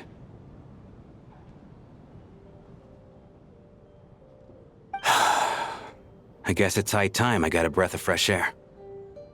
Out there, I mean. I'll leave this place and take all this death with me. Go out on my own terms. Mr. Shram, I'm sure we can figure out a different course of action. My good sir, we both know I'm not supposed to be here. I should have accepted my death long ago. One way or another, this has to end. Unless you're saying this goes against another one of your military principles somehow. No, I'm speaking on a personal level this time. Let it go, man. Oh, wait. One last thing. Miss Waterimp. My lover. Her name was Litia. Litia Ozarova. Do you know what happened to her? Ozarova. Oh, Auntie Ozarova. That's what we all called her. I remember her as a very kind elder. She had a bunch of kids, too. I'm so glad she survived. And she had lots of kids? Good. That's... good. I could hardly expect her to stay single just because of what happened to me, right? As long as she went on to be happy, that's all that matters. Besides, I'm dead. My soul has been wandering around here for so long because I was worried about her. But now, I can go without regret. There's no need to see me off, my friends. I've enjoyed our time together over these past few days. Perhaps we'll meet again in the next life.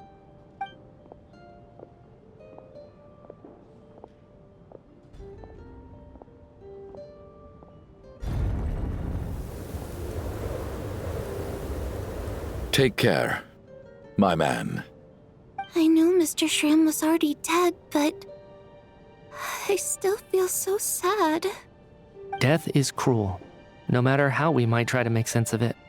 So, was the conflict between Fae and humans really that bad back then?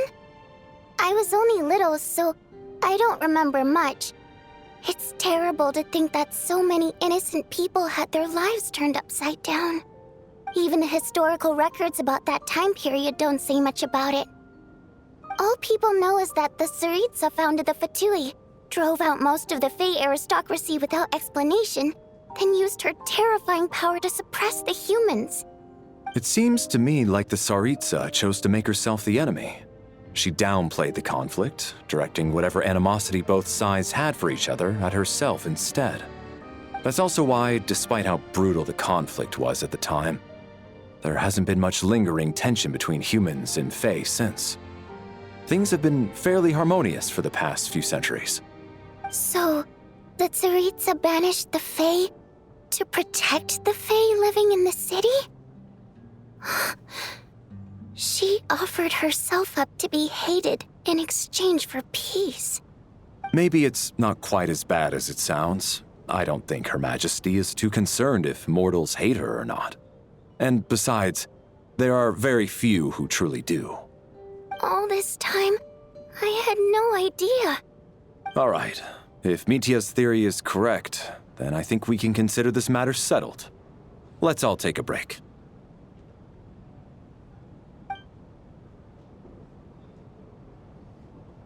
Ugh, if only this blasted storm wasn't still raging on.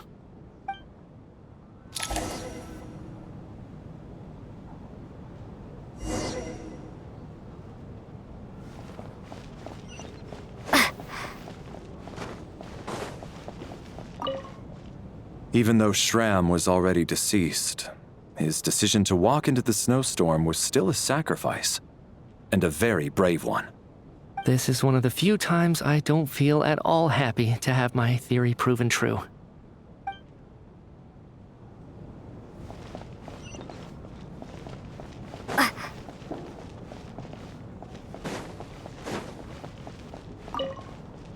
I was actually planning on hiring him as my bodyguard after we got out of here, you know.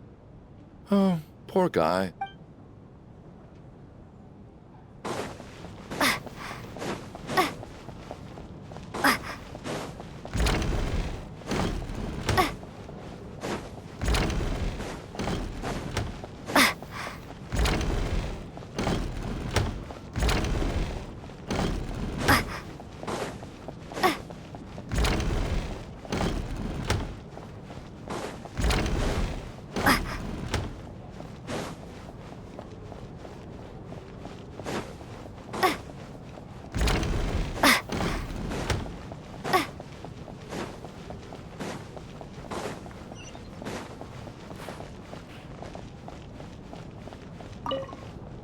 At least the lingering regret that kept him here has been put to rest.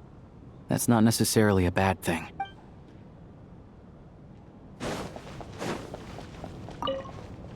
Well, at least it seems like Mr. Shram stayed optimistic until the end. The information he revealed, it's given me a lot to think about.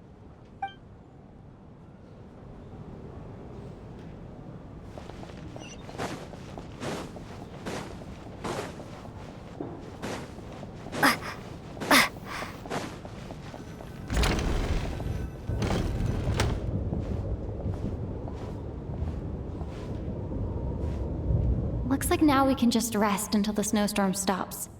I still can't believe Shram turned out to be a ghost who'd been in the theater for hundreds of years. To think he was dead this whole time. What a strange turn of events. Knock, knock. Hmm? Knock, knock. You know the door isn't closed, right? You don't have to knock. Think of it as a signal then. When I'm entering someone else's room and I knock, I'm here as Odette. If I don't knock, it's Lelik.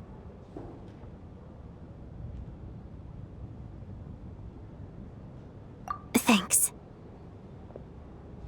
So, why did you come to find me? Is there something I can help with?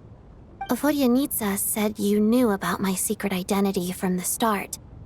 But when everyone was discussing who Lelik could be, you were worried that revealing what you knew would be unfair to me, so you kept it to yourself, right?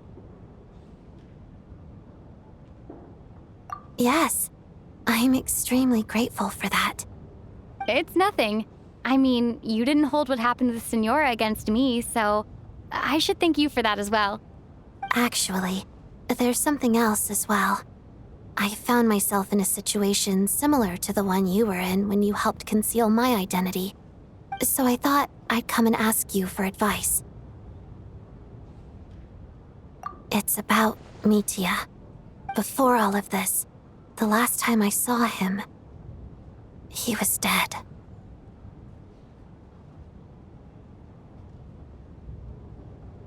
As I'm sure you know, my goal as Lelik was to stop Project Stuja. Well, when I found out the tech lead for the experiment behind Project Stuja was Mitya, I immediately started planning to track him down and threaten him to back out. I often saw him around the theater, but I soon concluded that making my move there would risk exposing my identity. So I decided to infiltrate the Armory Palace and go directly to his lab. That way, the threat would be much more effective.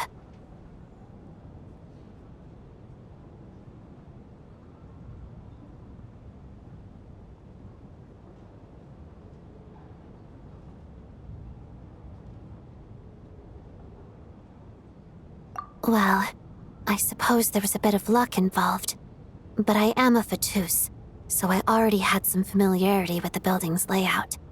But when I finally made it to his lab, Mitya seemed to be dead.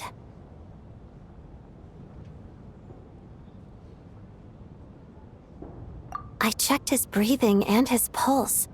He had no vital signs whatsoever. I'm certain of that. I thought maybe another anti-Project Stuja activist had beaten me to it, and chosen a much more brutal method, so I made myself scarce. That's why you were so on guard around Mitya that first night here. Yes. When I saw him sitting in the audience during the performance, I could barely contain the shock. To me, it was a miracle. Somehow, he'd come back from the dead. But then, the murder started happening and things got so complicated that it wasn't really at the front of my mind. That is, until Mitya himself said there must be a dead person among us. Then, I couldn't ignore it any longer. And yet, you thought that bringing it up right away would single Mitya out, just like when everyone was suspecting Lelik. Exactly. I thought there could be something I was missing. Besides, we soon figured out that Mr. Schramm was a ghost, and we knew there was only one extra person, so we thought he had to be the one. But now it seems like there's another candidate. I understand why you kept it to yourself. There was so much information being thrown around during that discussion. Bringing up Mitya would have just introduced more confusion. So, what do you think we should do? Let me confirm one thing first. When was it that you found Mitya dead? Around a week ago, sometime in the afternoon. A week ago? That's earlier than I thought. I saw him just a few days ago at a restaurant. That definitely would have been after you found him dead. He seemed completely normal to me, chatting with Vodyanitsa, trying to avoid Valeri. So he was definitely alive on that day. Huh. Well, all I can say is I know what I saw.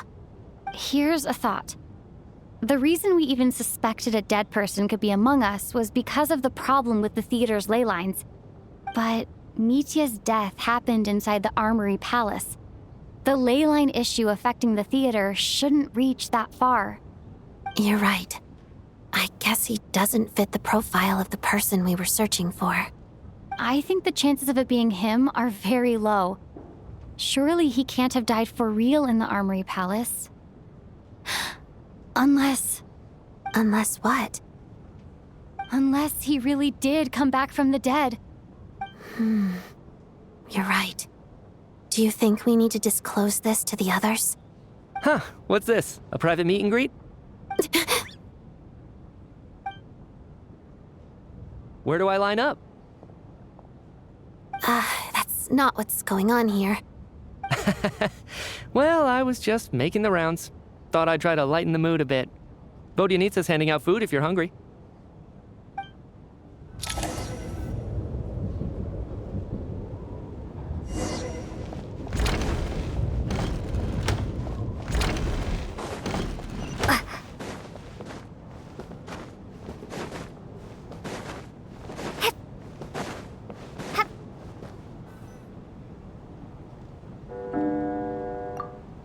What is going on with this storm?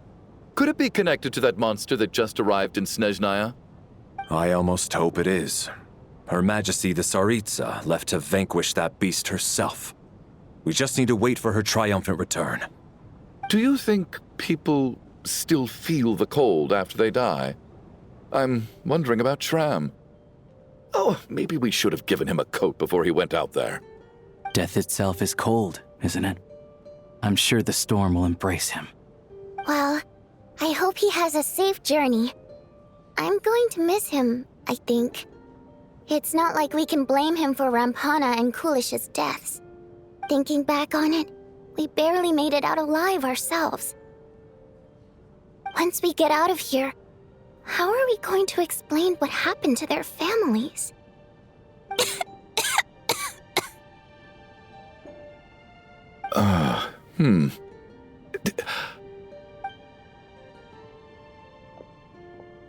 Are you okay?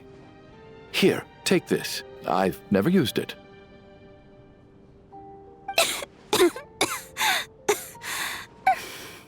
Thanks. Look who's Mr. Nice Guy all of a sudden. Is it because Tonya stood up for you this morning? At least you know how to return a favor. Yeah, without Tonya, who knows how badly he would have been hurt. I told you already, I never intended to resort to violence. Duh, bunch of rascals. Little girl? I was rather surprised when you spoke up for me this morning. I didn't think I had many admirers here, so, thank you. Oh, no need to thank me. I said some bad stuff about you too. I've been, too embarrassed to admit it, but, you remind me a lot of my daughter. So kind to everyone, but never lets her old man off the hook. Unless my wife and I are having a fight, then she's always on my side. Especially when she was little. Every time I took her out...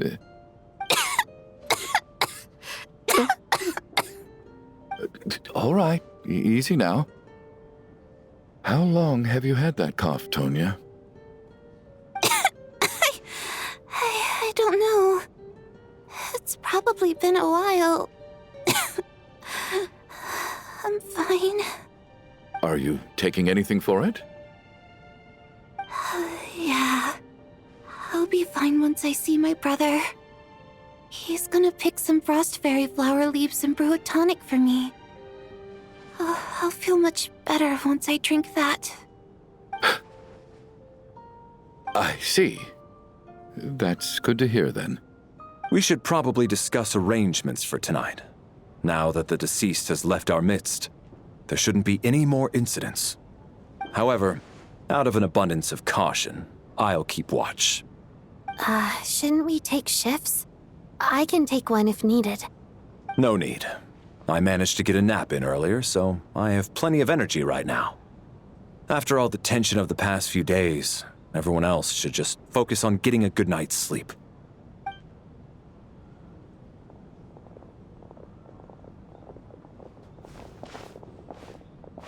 What a long day. This whole situation turned out to be way more complicated than I expected. But Valeri's right. I should just try to calm down and get some rest. The last thing I want is to give myself nightmares.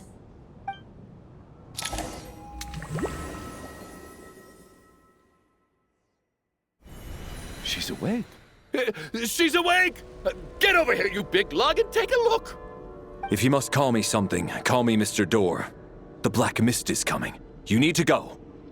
Are you all right? Can you walk? We just got attacked by monsters on our way up. That Mr. Door fellow protected us. He just seemed to come out of nowhere. not much of a talker, but when it comes to taking down monsters, that man doesn't hold back.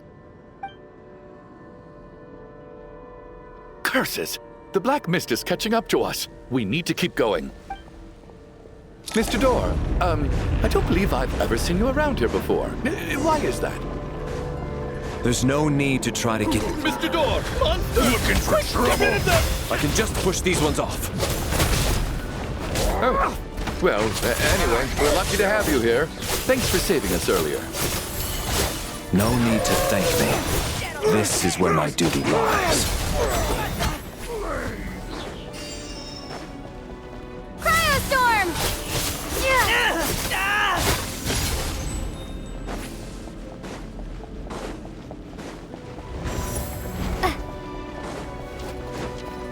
So we're doing this the hard way. Taste my fist!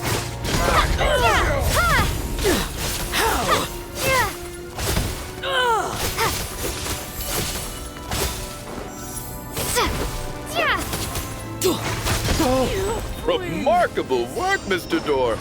Oh, if I had your muscles, I'd do the same.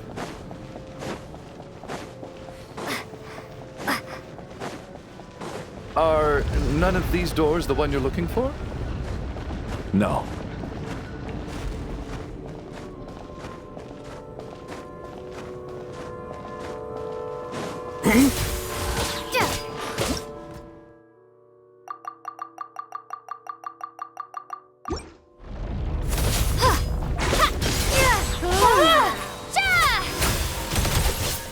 Come no closer. My command. Cryostorm!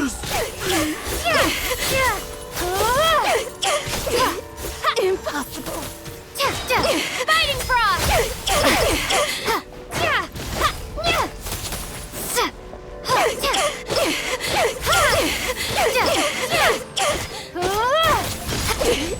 Impossible. I'm so exhausted. And the black mist is still rising. Oh, wait, look! There's more monsters down there. Are they coming from within the black mist? No, no! They're gaining on us! Quick, keep going, or they'll be at our heels any second!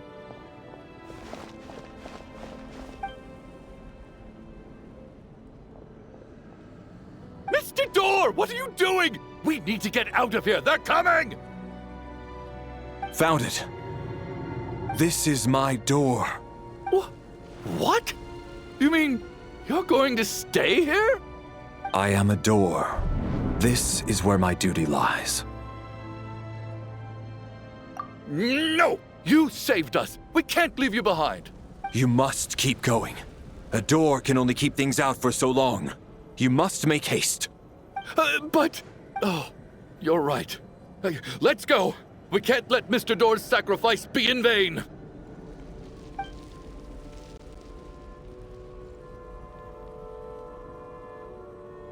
The black mist isn't moving anymore. Looks like both the monsters and Mr. Door are gone. I didn't just imagine all that, did I? Surely I wasn't so scared out of my mind that I hallucinated a door as a human being. Oh, okay, good. There's no way we both hallucinated the same thing. Getting sleepy? Well, looks like we're safe for now. Go ahead. Let's get some rest.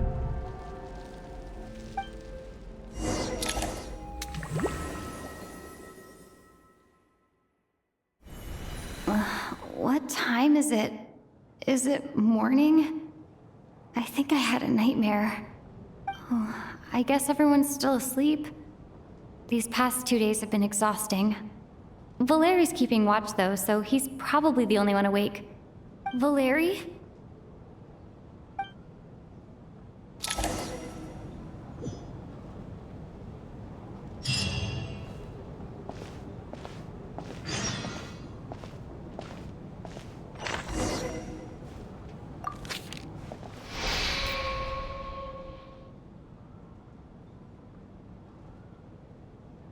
Wake up!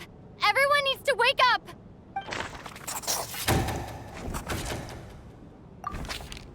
Just like the last 2 nights. No clear cause of death.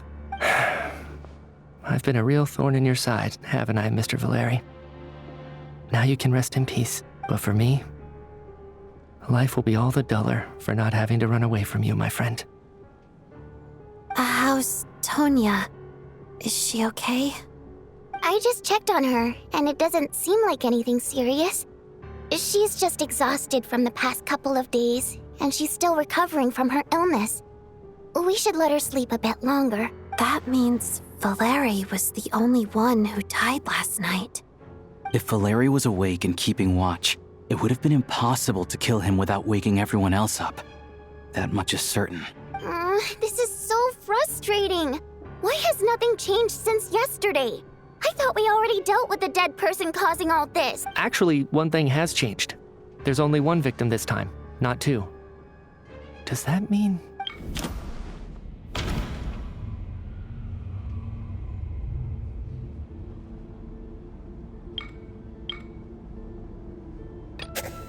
Can a death at night even be defended against? This logic seems baseless to me.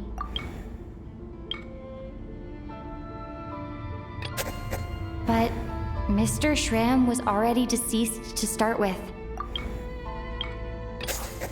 After the deceased Shram left, there was 1 less victim last night.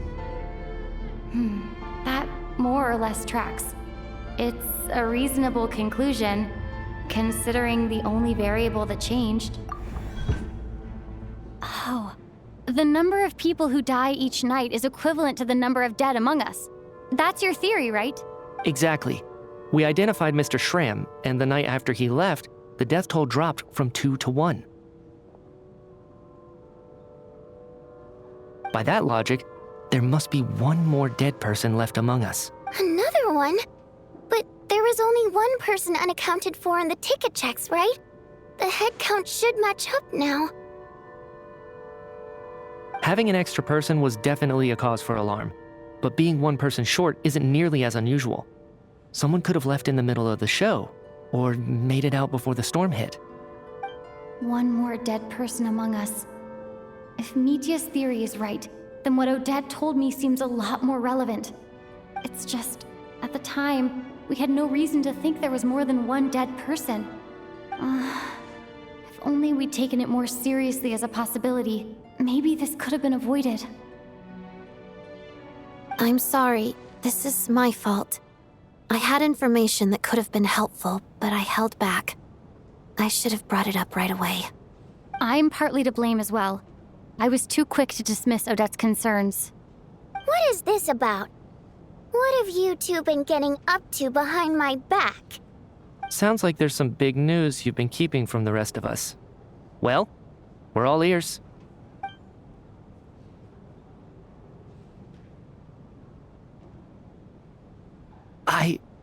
I'm the dead person?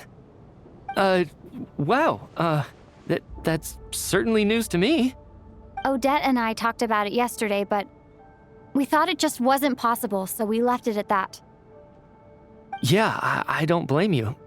If I'd been there, I probably would have reached the same conclusion. It just sounds too unbelievable. Let me just try and verify this. I just scoured my memories trying to think back to the afternoon Miss Odette mentioned.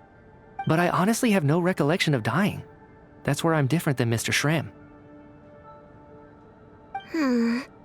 Having seen Mr. Mitya a few days ago myself, I also find it hard to believe he could be the other dead person among us. Well, if it isn't Mitya, then who? Do we vote on it? If you don't mind me asking, Traveler, I believe you mentioned that you know Tonya's brother. Had you ever met her before all this? No, never. Wait, are you saying... Now just 1 minute. I know where this is going. You can't just randomly point a finger at anyone you want. You're in the hot seat, and all of a sudden you want to divert our suspicions onto somebody else? Trying to pick a fight, Mr. Chuganov? Whenever you open your mouth, all you do is attack people, and I've had enough of it. If you don't want to engage in a civil discussion, you can shut up. You little brat! Did Nietzsche ask about Tonya because he suspects her? I suppose I only identified her by age and nothing else. Could that mean... I'm just saying.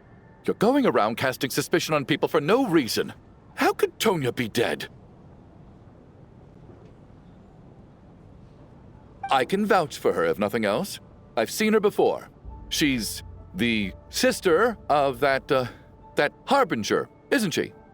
The one called Child. Oh, really? You're telling the truth? Since being here, I don't think I ever mentioned she was Child's sister specifically. Does Chuganov actually know her? If Chuganov can vouch for her, then it can't be Tonya either. In which case, it seems unlikely that there's another dead person among us at all. Miss Odette, could you go over that afternoon with me one more time, when you found me dead? No problem.